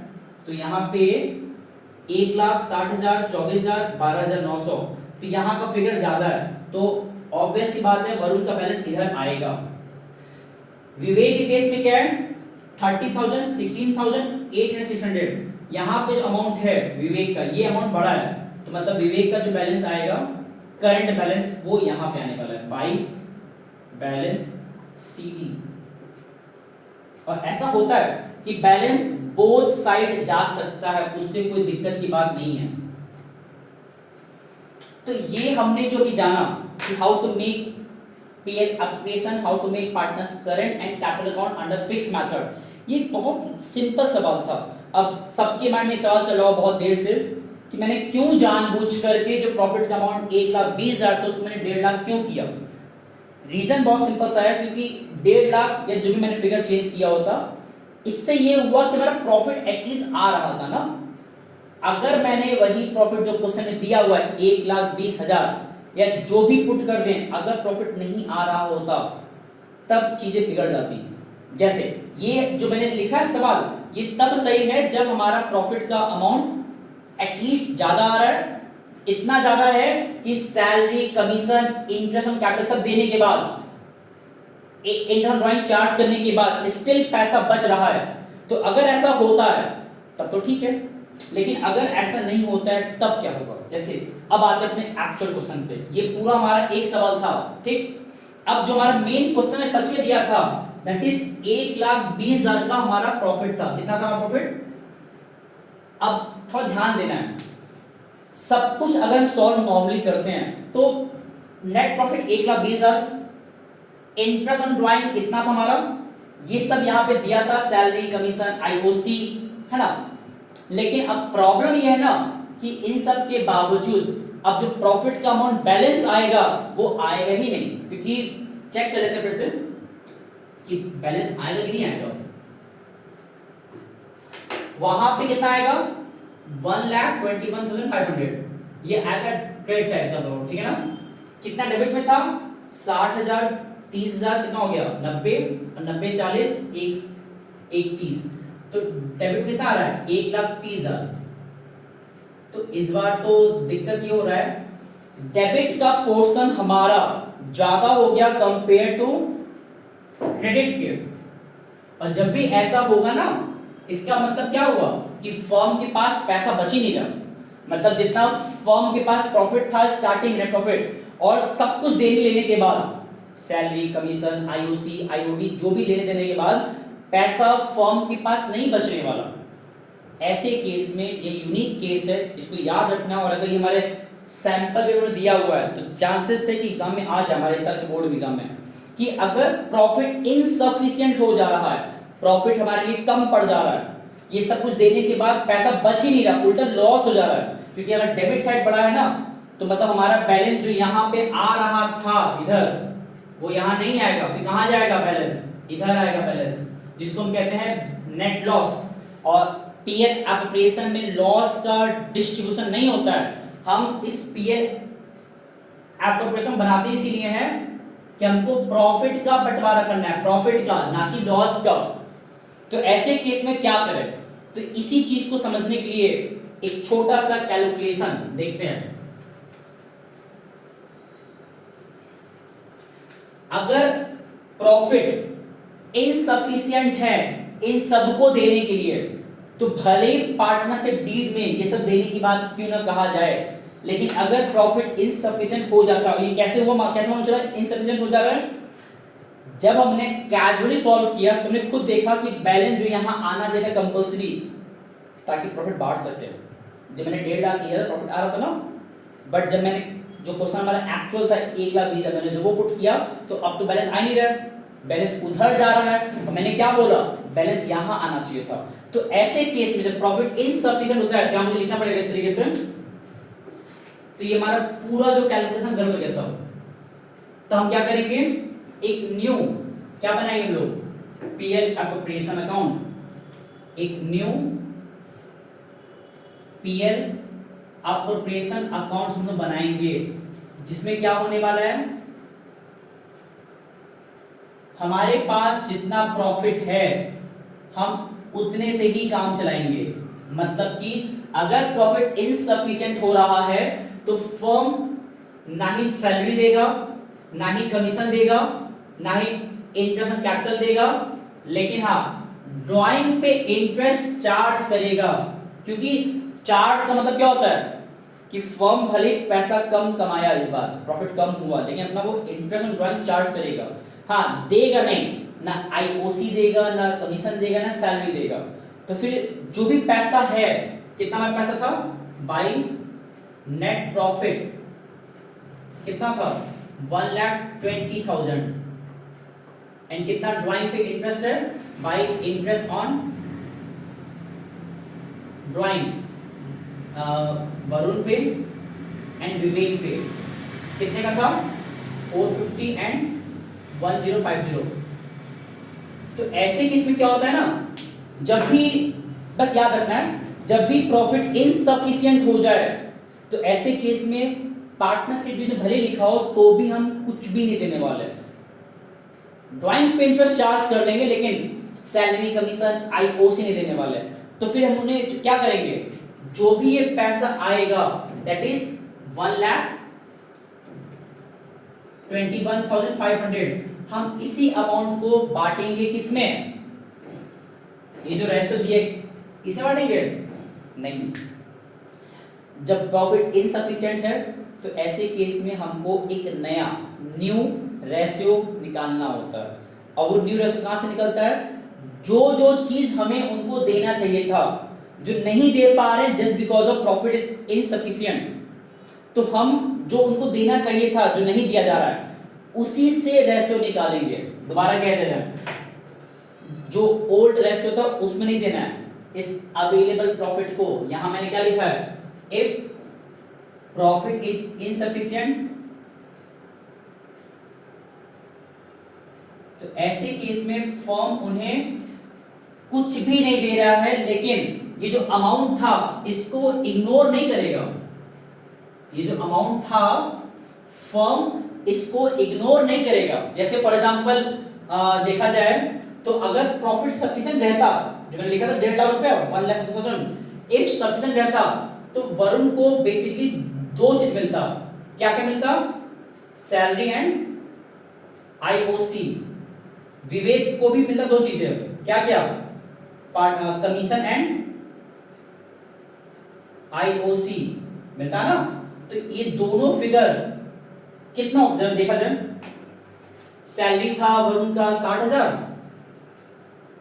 आईओसी था वरुण का 24,000, कमीशन था विवेक का 30,000 और आईओसी था 16,000। तो एक तरह से ये जो अमाउंट है, ये दोनों इतना इतना उन दोनों को मिला होता है ना, जो नहीं मिल पा रहा just because profit is insufficient. दोबारा कह रहा है, जब प्रॉफिट मैंने 1.5 लाख लिखा था तो प्रॉफिट बहुत ज्यादा था, तो ऐसे केस में फर्म ने सब कुछ दिया और देने के बाद ही पैसा बच गया था, तो मैंने वही बांट दिया था।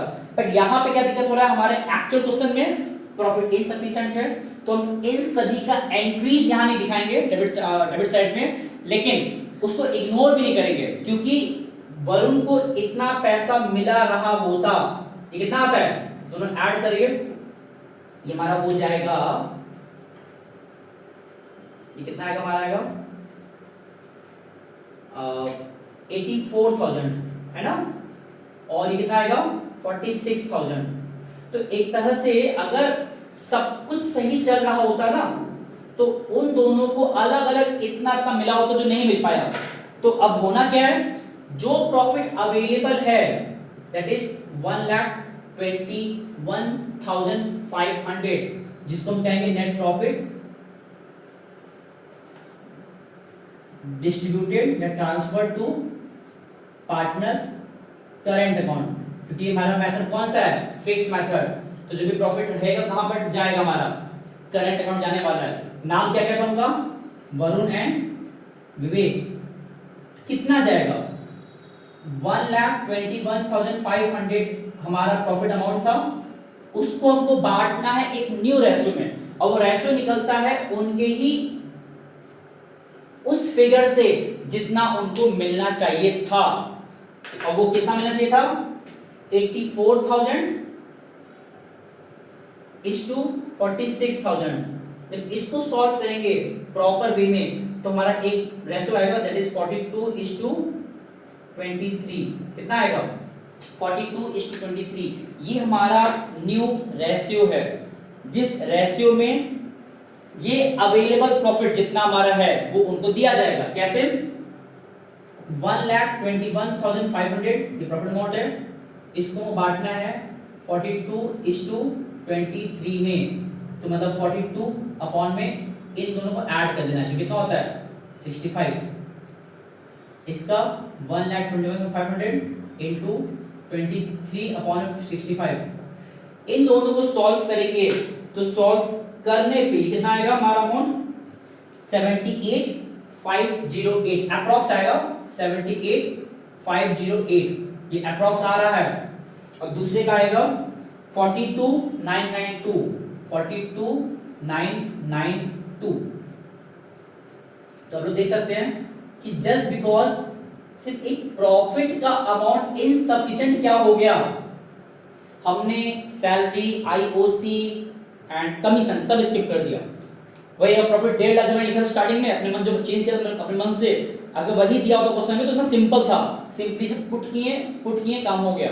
बट जस्ट बिकॉज चीजें यहाँ पे इनसफिशिएंट हो रहा है, जो क्वेश्चन में दिया था जानबूझकर, तो हमने भी क्या किया, जितना क्वेश्चन में दिया है और ड्राइंग पे चार्ज लिखा था तो वो तो आएगा।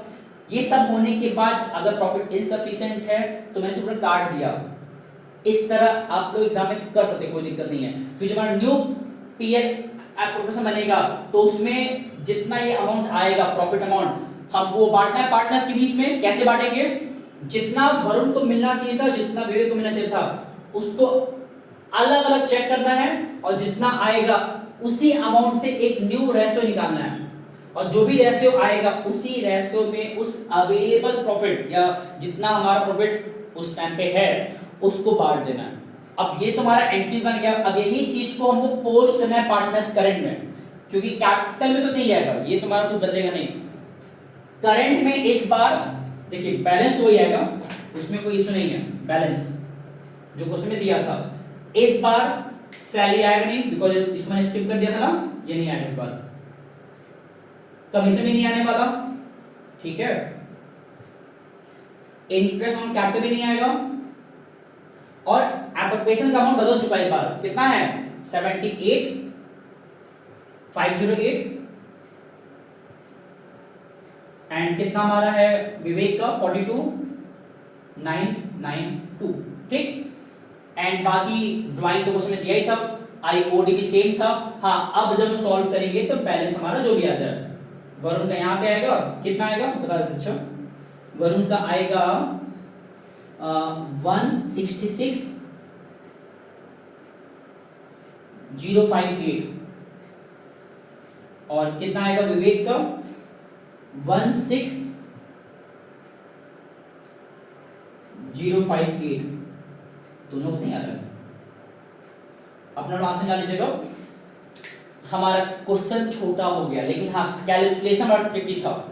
ये समझना होता है कि प्रॉफिट बहुत बार इनसफिशिएंट दिया होता है क्वेश्चन में। ये हमको मालूम कब चलता है, जब हम क्वेश्चन लगा लेते हैं, तब देखते हैं भाई प्रॉफिट का बैलेंस आ ही नहीं रहा है। जैसे ये जो प्रॉफिट बैलेंस मान आया था, ये क्यों आया था, क्योंकि मैंने 1.5 लाख लिया था ना। बट अगर ऐसा कभी केस आए, उसको बहुत ध्यान देना। ये सवाल 6 नंबर का है, जिसमें कि प्रॉपर ये pair operation, partners current, partners capital, इतना हमको बनाना होता है। अभी जितना मैंने ब्रीफ किया इसको कंक्लूड करें अगर, तो यहाँ में सीखने की बात क्या थी कि एग्जाम में अगर सवाल आता है पीएल एप्रोप्रिएशन का, तो पहले तो फॉर्मेट याद रहे। इसमें क्या क्या आता है, डेबिट में क्या आता है, सैलरी, कमीशन और reserve, IOC, interest on capital and profit amount. Debit में, क्रेडिट में क्या आता है, नेट प्रॉफिट एंड आईओडी, इतना आता है। फिर यही पूरा पीएल एप्रोप्रिएशन का पूरा यहाँ आ जाता है, यहां से यहां आ जाता है पार्टनर्स कैपिटल अकाउंट बनाते वक्त। लेकिन अगर फिक्स मेथड देगा तो कोई दिक्कत नहीं है, हम वही चीज जो ट्रांसफर कर रहे हैं अपोजिट में वो काम करेंगे, लेकिन फिक्स मेथड में वो काम कहां करेंगे, करंट अकाउंट में। एंड कैपिटल अकाउंट में सिर्फ आएगा एक चीज, बैलेंस ऑफ कैपिटल अकाउंट। हाँ, additional capital, drawing against capital ये बहुत रेयर केस लेता है, तो उसके परेशान नहीं होना है। नहीं देगा तो सिंपली हम क्या करेंगे, बैलेंस दिया लिखेंगे एंड बैलेंस करके छोड़ देंगे। हमारा जो भी मेन एंट्रीज है वो कहां होता है, करंट अकाउंट में। ये हमारा था complete topic about PL appropriation. इसको 2-3 बार देखना है, तब जाके एक लेवल पे कॉन्सेप्ट क्लियर होता है कैसे हो रहा है। इतनी बातें याद रहेगा तो एटलीस्ट पुट तो कर ही लेंगे। इसमें बहुत से कंडीशंस हैं, उसको बताना होता है। उसके बाद देखिएगा, दिक्कत हो दोबारा रिपीट करिएगा, क्योंकि मैंने यहाँ पे सिर्फ एक सवाल सॉल्व नहीं कराया, एक ही क्वेश्चन के थ्रू जो जो डायमेंशंस आ सकते हैं एग्जाम में, 4-5 कंडीशंस या वैरायटीज, वो मैंने कवर किया एक सवाल से। इस पे ध्यान देना है। अब आते हैं हमारे नेक्स्ट टॉपिक पे, जिसका नाम है पास्ट एडजस्टमेंट या फिर एडजस्टमेंट टेबल कॉन्सेप्ट।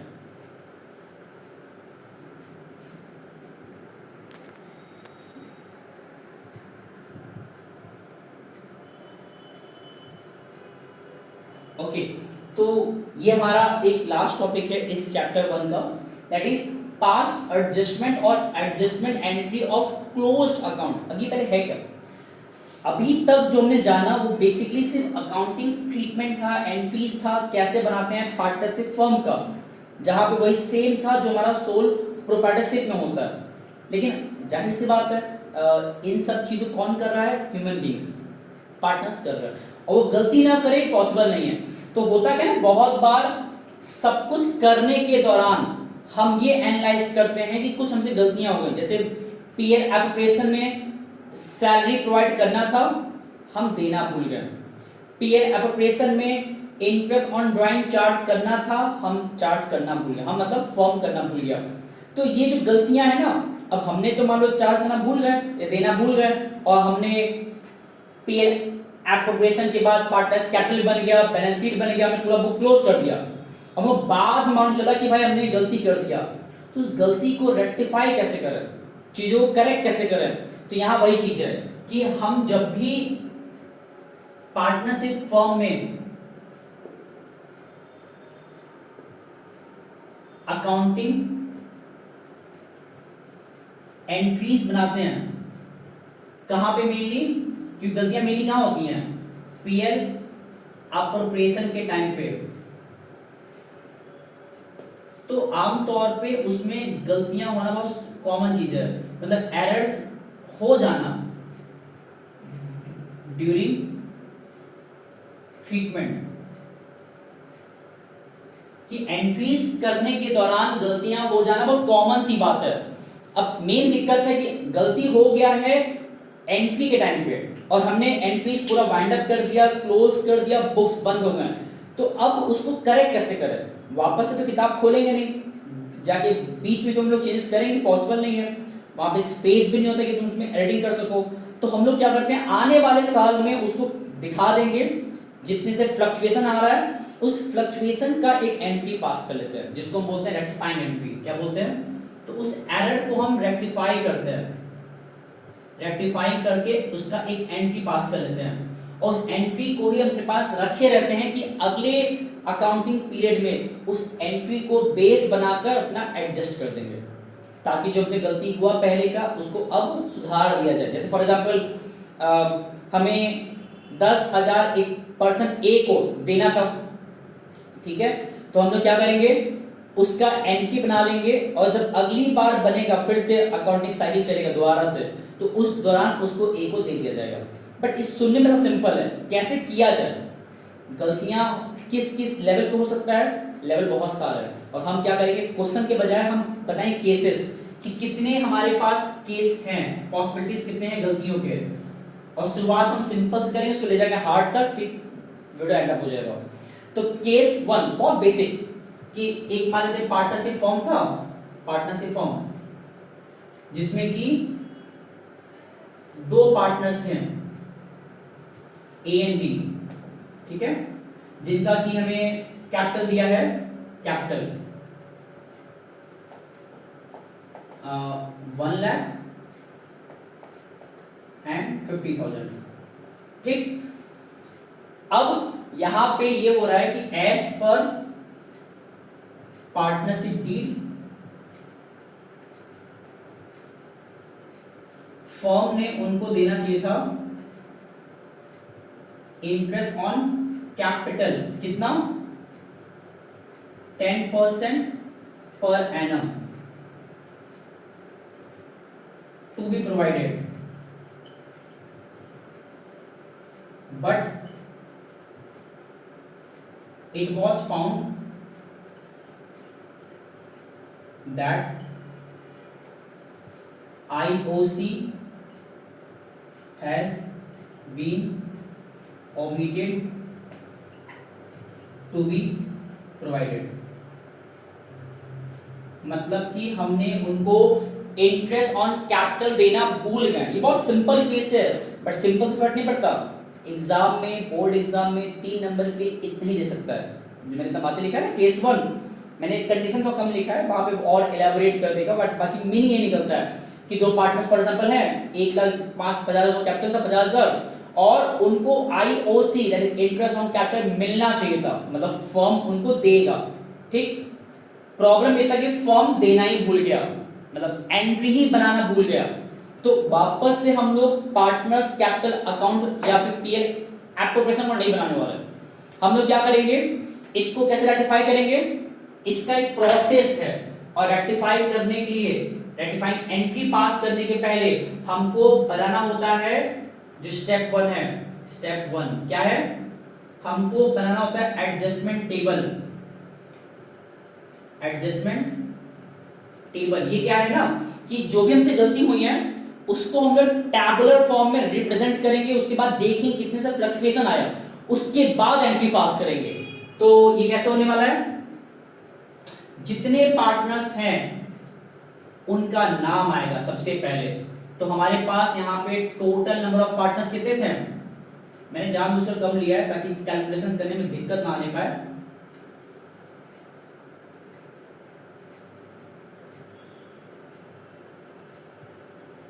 तो यहाँ हमारे पास टोटल 2 पार्टनर्स हैं, एक कॉलम रहेगा टोटल का, एक हमारा पार्टनर बी का नाम था, एक का नाम था पार्टनर ए। तो जितने पार्टनर्स उनका नाम एंड ये हमारा रहेगा इनफॉर्मेशन है पर्टिकुलर, जो भी कह सकते हैं हम। अब होता क्या है ना, इस एडजस्टमेंट टेबल में क्या क्या आएगा और नीचे क्या लिखा है हमारा, रेक्टिफाइंग एंट्री, या इसमें याद रखना है जहां स्पेस यूज कर लेंगे हम लोग। यहां हमारा क्या रहेगा, इसका आंसर रहेगा रेक्टिफाइंग एंट्री। तो एंट्री क्या बनेगा, इसके बहुत सिंपल तरीके हैं। अगर मान लेते हैं, इस क्वेश्चन बनाने से पहले एक बेसिक सवाल पूछते हैं कि अगर हमें कुछ किसी को देना चाहिए था और हम देना भूल गए तो क्या तरीका सही है, उसको दे दिया जाए, ये सही तरीका करेक्ट करने का ना। तो मतलब अगर यहाँ पे IOC फर्म उनको देना भूल गया तो फर्म उनको दे दे, है ना। तो ये जो देने की बात हम कह रहे हैं ये होगा एडजस्टमेंट टेबल में। बस याद रखना है जो हमसे होना चाहिए था, मतलब करेक्ट थिंग, जो होना चाहिए था सही सही वो पहले लिखना होता है। तो यहां पे हमको इंटरेस्ट ऑन कैपिटल देना चाहिए था ना, तो यहां लिखना होगा इंटरेस्ट ऑन कैपिटल, जो कि प्रोवाइड करना है कितना, 10% पर एनम। तो अगर हमारे पास कैपिटल अमाउंट था 1 लाख एंड 50,000, तो 1 लाख का 10% कितना होता है 10,000, 50,000 का 10% 5,000, तो 10,000 एंड 5,000 टोटल हो गया 15,000। तो इतना तो हमें देना है, किसको, जो देना भूल गए थे, पार्टनर को देना है, मतलब फर्म पार्टनर्स को देगा। और याद क्या करना है, जो चीज हम पार्टनर्स को देते हैं, जो चीज हम पार्टनर्स को प्रोवाइड करते हैं, वो चीज कहां लिखाता है, क्रेडिट में। और जो ये पार्टनर से लेते हैं, मतलब पार्टनर से रिसीव करते हैं, एक होता है उनको प्रोवाइड करना, एक होता है उनको देना, और एक होता है उनसे मांगना। तो जब कोई चीज पार्टनर से मांगा जाएगा, टेक, रिसीव की जगह टेक वर्ड आंसर रहेगा, टेक, वापस मांगा जाएगा तो वहां कहां से दिखाएगा, डेबिट में लिखाता है। तो IOC पार्टनर्स को देना है ना, तो ये जो हमारा इंफॉर्मेशन है ये हमारा किसको रिप्रेजेंट कर रहा है, क्रेडिट को। नेक्स्ट है, हमसे यही एरर हुआ है जिसको हम रेक्टिफाई कैसे करते हैं वो देकर, अब इसे करेक्ट कैसे करना है समझिए। 15,000 फर्म देना भूल गया था, जिसमें कि 10,000 ए के नाम का था, 5,000 बी के नाम का था। अगर यही 15,000 फर्म दे दिया होता तो ये फर्म के खुद के लिए क्या था, लॉस था। फर्म 15,000 देना भूल गया तो अब देना पड़ेगा, तो देना पड़ेगा इसका मतलब फर्म के लिए एक्स्ट्रा लॉस इंस्टेंट क्रिएट हो गया। तो हम क्या करेंगे, इसको वाइंड अप कैसे करेंगे, इसको हम ऐसे करेंगे, लॉस डिस्ट्रीब्यूटेड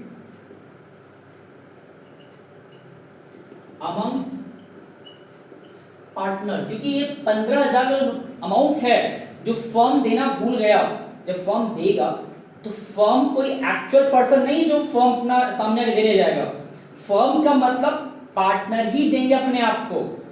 एक्चुअली फर्म वो 15,000 पार्टनर से ही अरेंज करेगा, पार्टनर्स को ही देने के लिए। दोबारा कह रहा है, वो पैसा एक्चुअली पार्टनर्स ही अरेंज करेंगे आपस में बांटने के लिए, क्योंकि फर्म जो भी पैसा लेन देन करता है वो पार्टनर के बिहाफ पे करता है। तो यहाँ पे वो 15,000 एक तरह से फर्म के लिए लॉस है, और वो लॉस हम पार्टनर्स में बांटना होता है। क्वेश्चन में रेशियो दिया है तो ठीक, नहीं दिया है तो हमेशा हम क्या मानेंगे, इक्वल। और एक चीज, जो भी सिंबल यहां लिखा रहेगा उसका ठीक अपोजिट कहां लिखा रहेगा, नीचे इधर। अगर यहाँ क्रेडिट है तो यहाँ डेबिट, यहाँ पे डेबिट है तो यहाँ पे क्रेडिट, ठीक है। तो एक तरह से 15,000 हमको अगर प्रोवाइड करना है पार्टनर्स को, ठीक, तो उस बिहाफ पे वो पैसा पार्टनर नहीं बटेगा लॉस के तौर पे, रेशो नहीं मेंशन तो इक्वल। और कितना अमाउंट आएगा, 15,000 को हमको डिस्ट्रीब्यूट करना है 1 में, जो कितना आता है, मतलब इक्वली 7,500 7,500। इसको क्लोज करते हैं, जब क्लोज करेंगे कितना आएगा, कितना आएगा 10,000 माइनस 7,500, ये कितना हमारा होता है 2,500। यहाँ कितना आएगा 2,500। बट एक चीज और भी है, इसमें जो साइन लेना होता है वो कितना लेंगे हम लोग, आउट ऑफ दीज टू जिसमें अमाउंट बड़ा है, जैसे आप लिखा है 10,000, यहाँ लिखा है 7,500, तो इसमें क्रेडिट का जो अमाउंट है वो मोर है compare to debit, that's why यहाँ पे हम क्या लिखने वाले हैं, क्रेडिट। सिमिलरली 5,000 एंड 7,500, इसमें बड़ा है 7,500 और वो साइन कौन सा था यहाँ पे, डेबिट का, तो यहाँ डेबिट लिखा आएगा। टोटल का अमाउंट कैंसिल हो जाना चाहिए था किसी भी कीमत, जो कि हो गया। In general A credit by 2,500, B debit by 2,500, ये हमारा एक कंक्लूजन निकला। इसी को हमको रिप्रेजेंट करना है जेनेट्री में, तो डेबिट में कौन है, बी, तो इस तरह लिखाएगा B capital account debited to A capital account, और इनका जो अमाउंट हमने वहां लिखा है कितना आया था 2,500, ये हमारा आंसर हो गया। ये बहुत सिंपल सवाल मैंने लिया था जो केस नंबर 1 था। इसी केस 1 को अगर हम कॉम्प्लिकेट करना चाहें तो वो इस तरह किया जा सकता है, जैसे कि मान लेते हैं कि यहाँ पे IOC हमको प्रोवाइड करना कितना 10%, इसको कॉम्प्लिकेट इस तरह कर देगा कि क्वेश्चन में ओमिट नहीं कहेगा इस बार, इस बार ऐसे लिखा रहेगा कि interest on capital which has to be provided 10%, but the problem is we have provided it how much, it was provided only 8% per annum, मतलब कि हमको देना था 10% बट हमने कितना दे दिया 8%। अब ये क्या इंडिकेट कर रहा है कि अगर हमको इंटरेस्ट ऑन कैपिटल देना था 10%, हमने दिया 8%, ये एक तरह से क्या हो गया, शॉर्टेज हुआ कि हमको देना था 10% पे इंटरेस्ट, हमने प्रोवाइड किया 8%। तो ये जो 2% का फासला है ये क्या दिखाता है कि पार्टनर्स को 2% का लेस मिला ना, तो उसे तय कैसे करेंगे लोग, अगर हमने पार्टनर्स को 2% कम दिया, कम तो हम क्या करेंगे, सिर्फ उसको 2% बढ़ा कर दे दे, तो यहाँ पे भी क्या करना है, सिर्फ अब केस 2 क्या करना है, हम चीजें बदल रहे हैं, कंडीशन दिखा रहे क्वेश्चन कैसे एग्जाम में आ सकता है। तो कंडीशन 2 क्या है, केस 2 क्या हमारा कि 10% के बजाय हमने 8% दिया, 2% घटा कर दिया, तो क्या करना है, सिंपली जितने परसेंट का गैप है दैट इज 2%, वो 2% देखना है कि शॉर्टेज हुआ कि मतलब सरप्लस था कि डेफिसिट था। यहाँ पे डेफिसिट था ना 2% का, तो जितने का डेफिसिट था दैट इज 2%, ये 2% हमको प्रोवाइड करना है ना।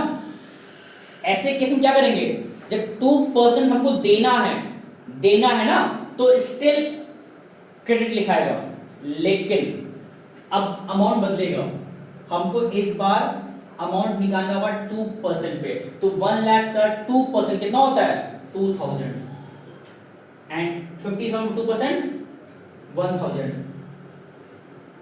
ये ध्यान देना है कि यहां मैंने क्या लिखा, स्टिल क्रेडिट, क्यों, क्योंकि 2% घटा कर दिया गया है, तो 2% और देना पड़ेगा, और देने का मतलब क्या होता है, स्टिल हमको क्रेडिट ही करना पड़ेगा, ठीक। इस बार लॉस का जो टोटल फिगर कितने का 3,000 का सिर्फ, जो कि बढ़ेगा वही इक्वल, कितना हमारा आएगा ये 1500, और सेम चीज इस साइन का अपोजिट नीचे लिखाता है। इस बार जब सॉल्व किए हैं कितना हमारा आ रहा है 500, 500 इसमें कौन है, इस बार ये बड़ा है तो क्रेडिट, ये बड़ा है तो डेबिट, ठीक। तो मतलब ए का नाम वही सेम, कहां जाएगा, ए का नाम जाएगा हमारा क्रेडिट में, बी जाएगा डेबिट में। हाँ अमाउंट चेंज हो गया, कितना अमाउंट आएगा 500 500। इसको केस 3 पे आते हैं कि अब केस 3 में क्या चेंज कर सकता है।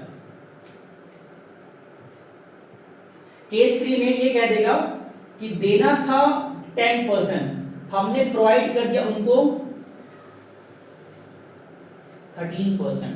13 कॉम्प्लिकेट हो जाएगा, बेटर रहेगा इसको हम 12 कर देते हैं। कि मतलब हमको उनको देना, मतलब फर्म ने प्रॉमिस किया था that firm will provide 10% IOC to the partners, but गलती से हमने उनको प्रोवाइड कितना कर दिया 12%। हम फर्म ने बढ़ा कर पे कर दिया, बढ़ा मतलब एक्स्ट्रा दे दिया। अब जितना एक्स्ट्रा दिया फर्म क्या चाहेगा, रेटिफाई करने के तौर पे, लाइक करेक्ट करना है ना, रेटिफाई करना है, तो जितना हमने उनको एक्स्ट्रा दिया हम क्या चाहेंगे, वो एक्स्ट्रा उनसे वापस मांग लें। तो यहाँ पे जो एक्स्ट्रा दिया गया है दैट इज 2%, माइट भी वो कुछ और भी हो सकता था रेट, मैंने 12 लिया है ताकि मेरा कैलकुलेशन सिंपल रहे, अदरवाइज 12 कहता, 13 कहता, 11 कहता, कुछ भी कहता, दैट डजंट मैटर। बस ये ध्यान देना है।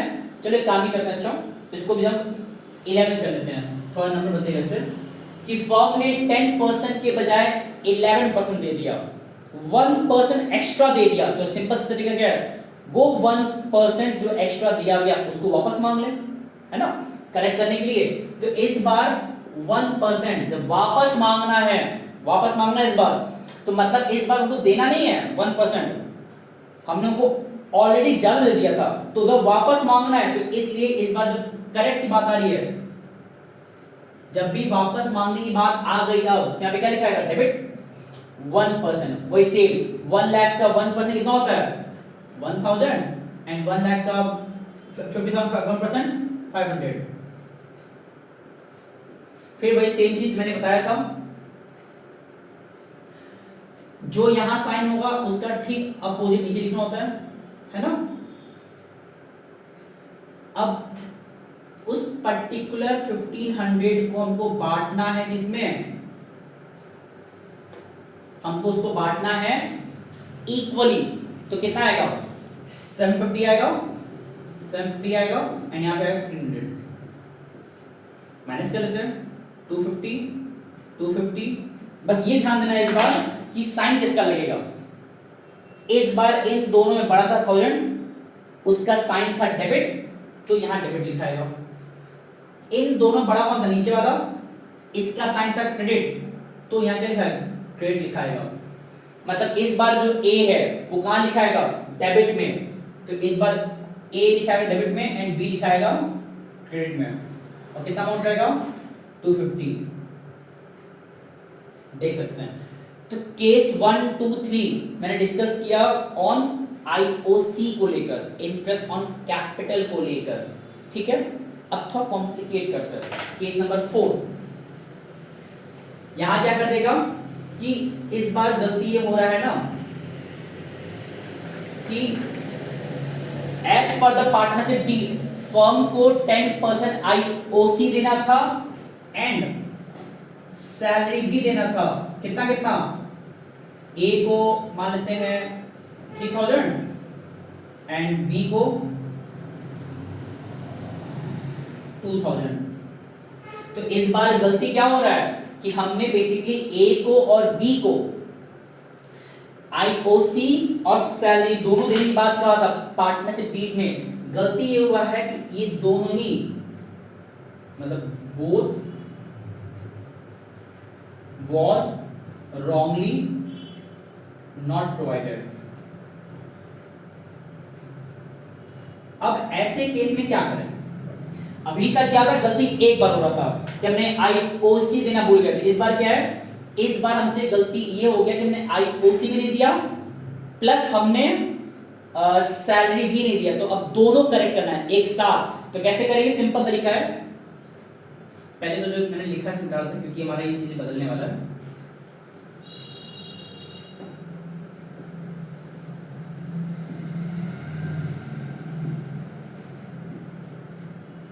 ओके, तो इस बार लॉजिक वही है कि जो जो हमसे गलतियां हुआ उसको पहले करेक्ट किया जाए, टॉप पे लिख कर। जैसे कि हमको आईओसी देना चाहिए था ना, इस बार वो शॉर्टेज एंड सरप्लस वाला चक्कर नहीं है, सिंपली यहाँ पे आईओसी नहीं दिया गया, टोटल मैंने लिख दिया, एंड सैलरी भी नहीं दिया गया। तो बेहतर क्या है, दोनों को दिया जाए, कितना कितना 10% आईओसी एंड सैलरी भी दिया जाए। मैंने सैलरी दोनों का लिख दिया है, बहुत बार सैलरी से एक का भी हो सकता है, तो जिसका भी होगा लिखा जाएगा, कोई एक का तो एक का, दोनों को दोनों लिखा जाएगा, मैंने दोनों लिया है। तो हमसे गलती हुआ दोनों ना देकर ना, तो दोनों को हमको अब देना होगा। तो जो भी चीजें पार्टनर्स को देते हैं, प्रोवाइड करते हैं, वो क्या दिखाता है, क्रेडिट, और देना कितना कितना है 10%, तो कितना आ गई है 10,000 एंड 5,000, 15,000 हो गया। सैलरी कितना देना आपको 3,000 एंड 2,000, तो ये सब कुछ हमको देना है पार्टनर्स को। अब अगर हम पार्टनर्स को ये दोनों चीजें देने वाले हैं, आईओसी एंड सैलरी, तो टोटल कितना देना है इसको हम लोग एक साथ क्लब कर लेंगे, क्योंकि अभी तक सिर्फ एक गलती हो रहा था, इस बार दो गलती एक साथ हो रहा था, तो क्या करेंगे, दोनों को एक साथ मर्ज कर देंगे। ठीक, तो कंबाइंड कितना देना है, ए को देना है कितना 13,000, बी को 7,000 एंड कितना टोटल आया 20,000। तो इतना देने की बात आ रही है यहां पे।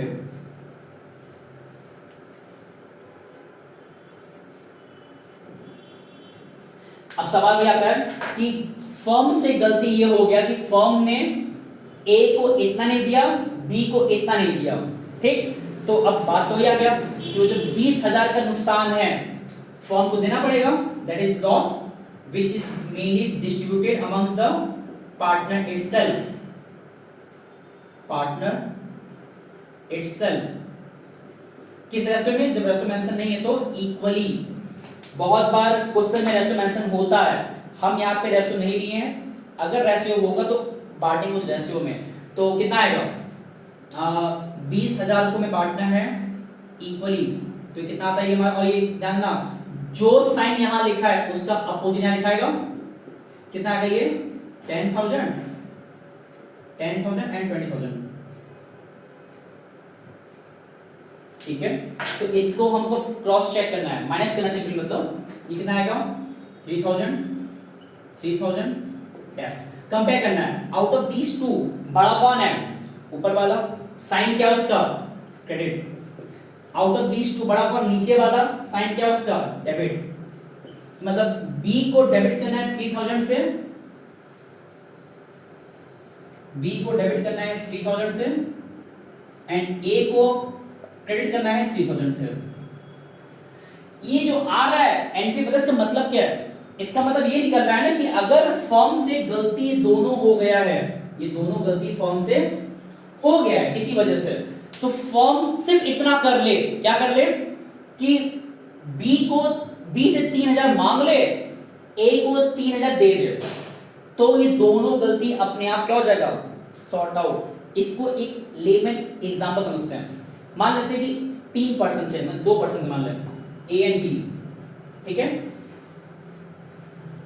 बी ए को देने वाला था 5,000 रुपया, देने वाला था, ए इसको देने वाला था 2,000 रुपया, ठीक है। तो हम क्यों इतना लंबा प्रोसेस फॉलो करें कि बी उसको पहले 5,000 देगा, फिर ए उसको 2,000 देगा। इससे क्या बेटर तरीका नहीं है कि बी इसको 5 दे, ए उसको 2,000 दे। इससे बेटर क्या है कि ए उसको दे ही ना, और ए उससे बोल दे बी से, भाई तुम्हें मुझे 5 मत दो, तो मुझे सिर्फ 3,000 दो, आपस में सेटलमेंट हो जाएगा। क्योंकि एट लास्ट क्या हो रहा है, अल्टीमेटली बी उसको दिया 5,000, ए ने उस 5,000 में से 2,000 प्रोवाइड कर दिया एंड 3,000 अपने पास रख लिया। तो क्या फायदा, जब बी को मिलना ही था 2,000 रुपया, बेहतर क्या है वो उस 5,000 में से प्रोवाइड किया 3,000 एंड वो 2,000 भूल जाए। तो ये तरीका होता है नेचुरल उसको न्यूट्रलाइज करने का, मतलब इतना कि कैंसिलेशन करने का। तो यहाँ भी कुछ इसी प्रकार है कि आईओसी और सैलरी ये दोनों को एडजस्ट किया गया है लेन देन करके इस तरह कि अगर बी 3,000 प्रोवाइड कर दे फर्म को, ए फर्म से 3,000 ले ले, तो उस सिचुएशन में ये दो गलतियां जो हुई है फर्म की वो अपने आप रेक्टिफाई हो जाएगा। एक और केस नंबर 5। अब केस 5 में क्या चेंज करने वाले हम, इन दो गलतियों के अलावा हम इसमें एक गलती और जोड़ते हैं कि फर्म ने इंटरेस्ट ऑन ड्राइंग जो कि था मान लेते हैं 10% per annum, 10% per annum firm ने ये भी चार्ज करना भूल गया। और कितना ड्राइंग का अमाउंट है मान लेते हैं, ड्राइंग का अमाउंट हम सपोज कर लेते हैं ए का 10,000 नहीं 10 नहीं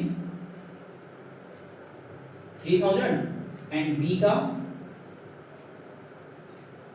सेम अमाउंट जा रहा है, अमाउंट बोलते हैं लोग 4,000 एंड 1,000। मतलब ए और बी ने फर्म में से ड्राइंग किया, विड्रॉ किया पैसा 4,000 1,000 और उस ड्राइंग पे फर्म को इंटरेस्ट मांगना था कितना 10%, और फर्म गलती से ये भी गलती कर दिया, मतलब मांगना भूल गया। मतलब एक तरफ आईओसी और सैलरी देना भूल गया, उसी समय फर्म आईओडी मांगना भी भूल गया। एक साथ देना भूला, मांगना भूल गया, दोनों साथ गलती हो गया। अब 3 गलती हो गया, आईओसी सैलरी आईओडी एक साथ, तीनों गलती एक साथ कैसे करेक्ट करें, तो बहुत सिंपल तरीका है। हम जो यहाँ पे अभी सॉल्व कर रहे थे ना, इसमें जुड़ जाएगा सिर्फ जितना कुछ हमको देना था और जितना हमको लेना था, पहले उसका एक सिंगल अमाउंट कैलकुलेट कर लेते हैं कितना आएगा। तो जैसे फर्म को बेसिकली दो चीज देना था, आईओसी और सैलरी जो मैंने कैलकुलेट किया हुआ है, जो कि सॉल्व करने में कितना आ रहा था 13,000 एंड 7,000 दैट इज 20,000, ये हमारा क्रेडिट था। लेकिन फर्म को एक्चुअली ड्राइंग पे इंटरेस्ट मांगना भी था आईओडी आईओ। तो जिस तरह IOC salary and partners commission ये तीनों हम लिखते हैं क्रेडिट देते वक्त, यहां हम बात करें करेक्टिंग एंट्री का, उसी तरह आईओडी इसका हम साइन क्या लेंगे देते वक्त डेबिट। अभी हम बेसिकली जो हमें करना चाहिए था, मतलब हमारा राइट एंट्री कि हमने अगर गलती किया है आईओसी सैलरी न देकर आईओडी न मांग कर, कितना इसमें रेट दिया था ना दैट इज 10% पर एनम। तो जो जो गलतियां हुआ पहले उसको करेक्ट किया जा रहा है। कैसे करेक्ट किया जा रहा है, आईओसी देकर क्रेडिट कर आईओडी उनसे मांग कर, क्योंकि फर्म पैसा मांग रहा है आईओडी का पार्टनर से, तो पार्टनर अल्टीमेटली दे रहा है ना, तो पार्टनर का तो घाटा हुआ ये दोनों पार्टनर के फायदा था तो क्रेडिट, ये फर्म मांग रहा है तो पार्टनर के फायदेमंद नहीं है तो डेबिट। तो अल्टीमेटली कितना आएगा, इसे कैलकुलेशन कैसे करेंगे, सिंपल आईओडी अगर आपको निकालना है दोनों का अलग अलग निकाल लेते हैं। आईओडी अगर निकालते हैं ए का कितना अमाउंट है ड्राइंग ए का 3,000, इंटरेस्ट ऑन ड्राइंग कैलकुलेट करना है ना, तो 3,000 इनटू रेट दिया कितना 10%। बस ये ध्यान देना है, क्या ध्यान देना है कि इस बार मैंने वो जो चक्कर था क्वार्टरली का, हाफ ईयरली का, मंथली का, बिगनिंग का, मिड का, एंड का, वो यहाँ पे लिखे नहीं, दे सकता एग्जाम में बट मैंने लिखा नहीं है, अभी मैं सिंपल लिया है। बस मैंने सिंपल क्या लिया है पर एनम लिख के छोड़ दिया। और याद करना है जब कोई टाइम का कंडीशन ना मेंशन करे और रेट में ऐसे लिखा हो 10% पर एनम मेंशन करे, तो ऐसे केस में हम बाय डिफॉल्ट 6/12 लेते हैं। और यहाँ पे वो जो ड्राइंग है, सॉरी 4,000 में लिखा हुआ पे, जो ड्राइंग है 4,000 का, वो एक सिंगल अमाउंट है, मंथली नहीं लिखा, ध्यान दें चीज को, एक सिंगल अमाउंट ड्राइंग का दिया था दैट इज 4,000, तो मैंने एक बार में लिया, ये हमारा आएगा ए का। सिमिलरली बी का निकालते हैं, बी का ड्राइंग का अमाउंट है कितना 1,000 इंटू रेट है 10%, और यहां भी वही सेम 6/12 करना होगा। तो इसको जो सॉल्व करेंगे अलग अलग, ये कितना आएगा,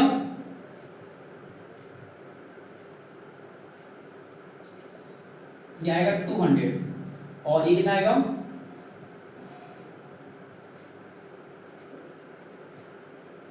50 आएगा, ठीक है। तो ए का और बी का इंटरेस्ट ऑन ड्राइंग का अमाउंट कितना आ रहा है 250, ये हो जाएगा 250, इतना आएगा। अब सिंपल सॉल्व कर लेते हैं। तो दोनों में से बड़ा कौन है 13,000 7,000 बड़ा ही है ना, तो नीचे जो सॉल्व इन दोनों को सॉल्व करने में जो आएगा कंबाइंड करके वो अल्टीमेटली क्रेडिट में आएगा, क्योंकि क्रेडिट बड़ा था। कितना आएगा ध्यान देना है, दोनों साइन अपोजिट है। यहाँ पे साइन सेम था तो मैंने प्लस किया, यहाँ पे साइन अलग है तो माइनस करेंगे। कितना आएगा माइनस करना, ये आएगा 12,800, ये आएगा 6,950 आएगा, ये आएगा हमारा 19,750 आएगा। अब लास्ट है फर्म अगर ना सुनना है, फर्म अगर गलती नहीं किया होता, मतलब कि आईओसी दिया होता, सैलरी दिया होता, इंटरेस्ट ऑन ड्राइंग चार्ज किया होता, तो ये सब कुछ करने पे कायदे से ए का पैसा इतना रहता, बी का इतना मिलता, काम खत्म।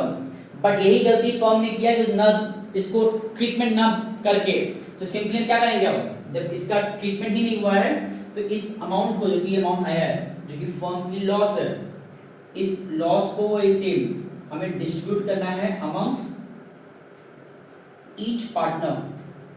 और वही सेम बात, रेशियो मेंशन नहीं है तो किसमें होगा, ये हमारा होगा ओल्ड रेशियो में। कितना अमाउंट है 19750 इन 11 मतलब इक्वली कितना है ये।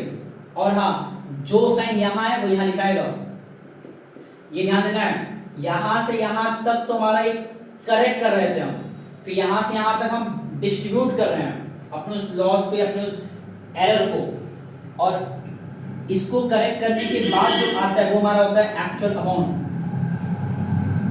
तो कितना आएगा इक्वल पार्ट है ना, तो ये इसका आधा कितना आएगा 9, 17 मतलब 8, 15 मतलब 7 एंड 5, 9875, ये तो कैंसिल हो जाएगा। अब वही सेम चीज दोनों माइनस करना है, तो माइनस करने में कितना आएगा 25, ये हो जाएगा हमारा 9, ये आएगा 2, तो 2925 आएगा। अपना कैलकुलेशन देख लीजिएगा आप लोग। Last step amongst these two, बड़ा कौन था ऊपर वाला, साइन क्या उसका क्रेडिट, इसमें बड़ा कौन नीचे वाला, साइन क्या उसका डेबिट। तो मतलब ए कहां जाएगा क्रेडिट में, कितने से आएगा 2925, और बी नीचे आएगा कितने से, सेम 2925। अब देख सकते हैं कि इसमें क्या हो रहा है, मैंने केस जब बढ़ाया, केस 5 पहुंच गए, तो बस हो ये रहा है चीजें बढ़ जा रही हैं, है ना। जिसमें मैंने क्या किया कि आईओसी सैलरी आईओडी में सब लिख दिया, फिर आई जो लॉस आया उसमें बांट दिया, दैट्स इट। चीजें हैं सिंपल, लेकिन बहुत बार ये थोड़ा टफ भी लगता है देखने में।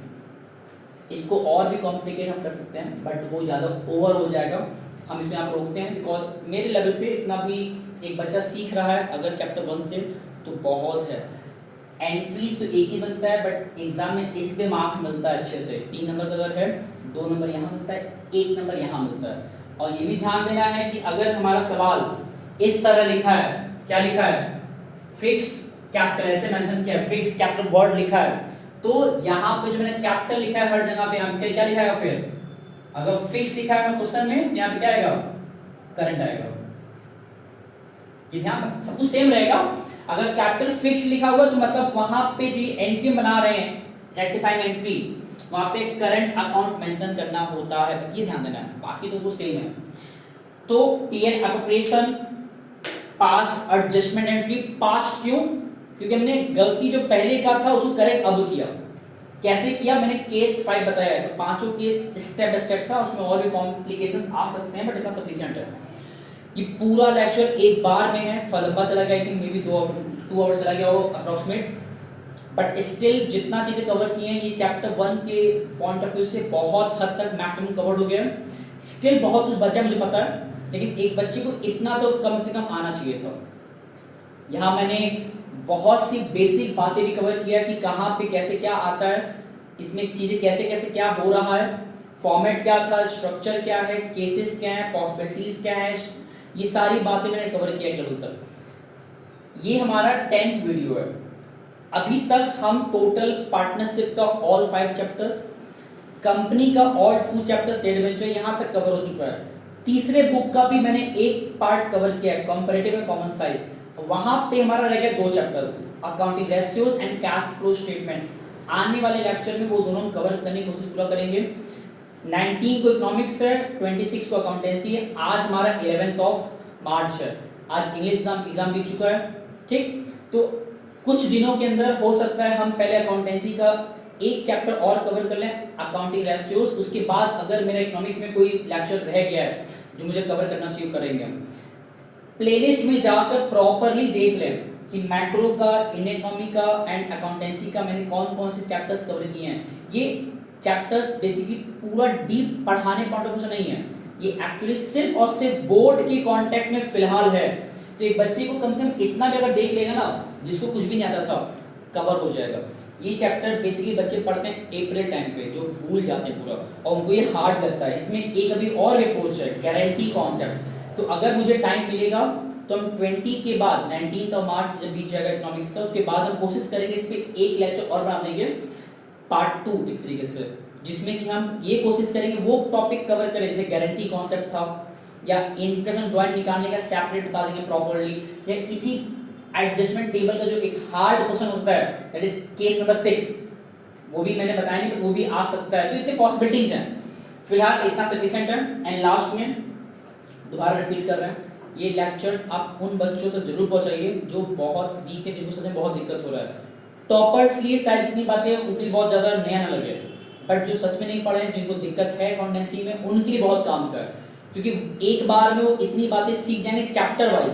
एक बच्चा अगर ये 10 वीडियोस टोटल देख लिया 1 से लेकर 10 तक, तो हम एश्योर्ड हैं कि उसका एक सेटिस्फैक्टरी मार्क्स तो आएगा ही आएगा। क्योंकि मैंने पार्टनरशिप पूरा कवर कर लिया 36 मार्क्स का, 24 मार्क्स का कंपनी कवर कर लिया, तो 60 मार्क्स हो गया। 4 मार्क्स का कंपैरेटिव कॉमन साइज कवर किया तीसरे बुक का, तो 64 मार्क्स का कवर्ड है आउट ऑफ 80। तो मैक्सिमम तो कवर हो चुका है, जो रह गया वो भी कर लेंगे हम आने वाले दिनों में। इतने पे काम करिए। एंड लास्ट, जिसको भी कंटेंट अगर चाहिए जो मैंने रखा है प्रिसाइजली, और मैंने बहुत बच्चों को दे भी दिया है जिन्होंने कांटेक्ट किया है, तो वो पूरा जो कंटेंट मेरे पास अवेलेबल है जो बहुत काम के हैं वो हम प्रोवाइड कर देंगे। आप उसे इस नंबर पर कांटेक्ट कर लीजिएगा सर, 7080322308 अंगीस सर। तो अब कुछ दिनों बाद होली भी आने वाला है, तो एंजॉय भी करना है लेकिन पढ़ाई भी करना है साथ में, क्योंकि होली हर साल आएगा, लेकिन एग्जाम अगर बिगड़ गया तो वो हर साल आएगा भले ही, लेकिन बहुत पेनफुल होता है। तो बेहतर है कि जितना चीज़ें बताएं उसको लिख लिख कर पढ़ना है। जिस तरह हम बोर्ड पे लिख रहे हैं, बार बार मिटार कर लिख रहे हैं, चीज़ों को समझा रहे हैं, उसी तरह लिख के पढ़ना है। कोई दिक्कत तो कमेंट बेशक करिए, उसको हम जरूर देखेंगे और आगे नेक्स्ट वीडियो में उसको रेक्टिफाई करने की कोशिश करेंगे, अगर उसमें कुछ एडिटिंग कर सकते हैं तो। ओके, तो मिलते हैं नेक्स्ट वीडियो में। तो थैंक यू सो मच, नमस्ते।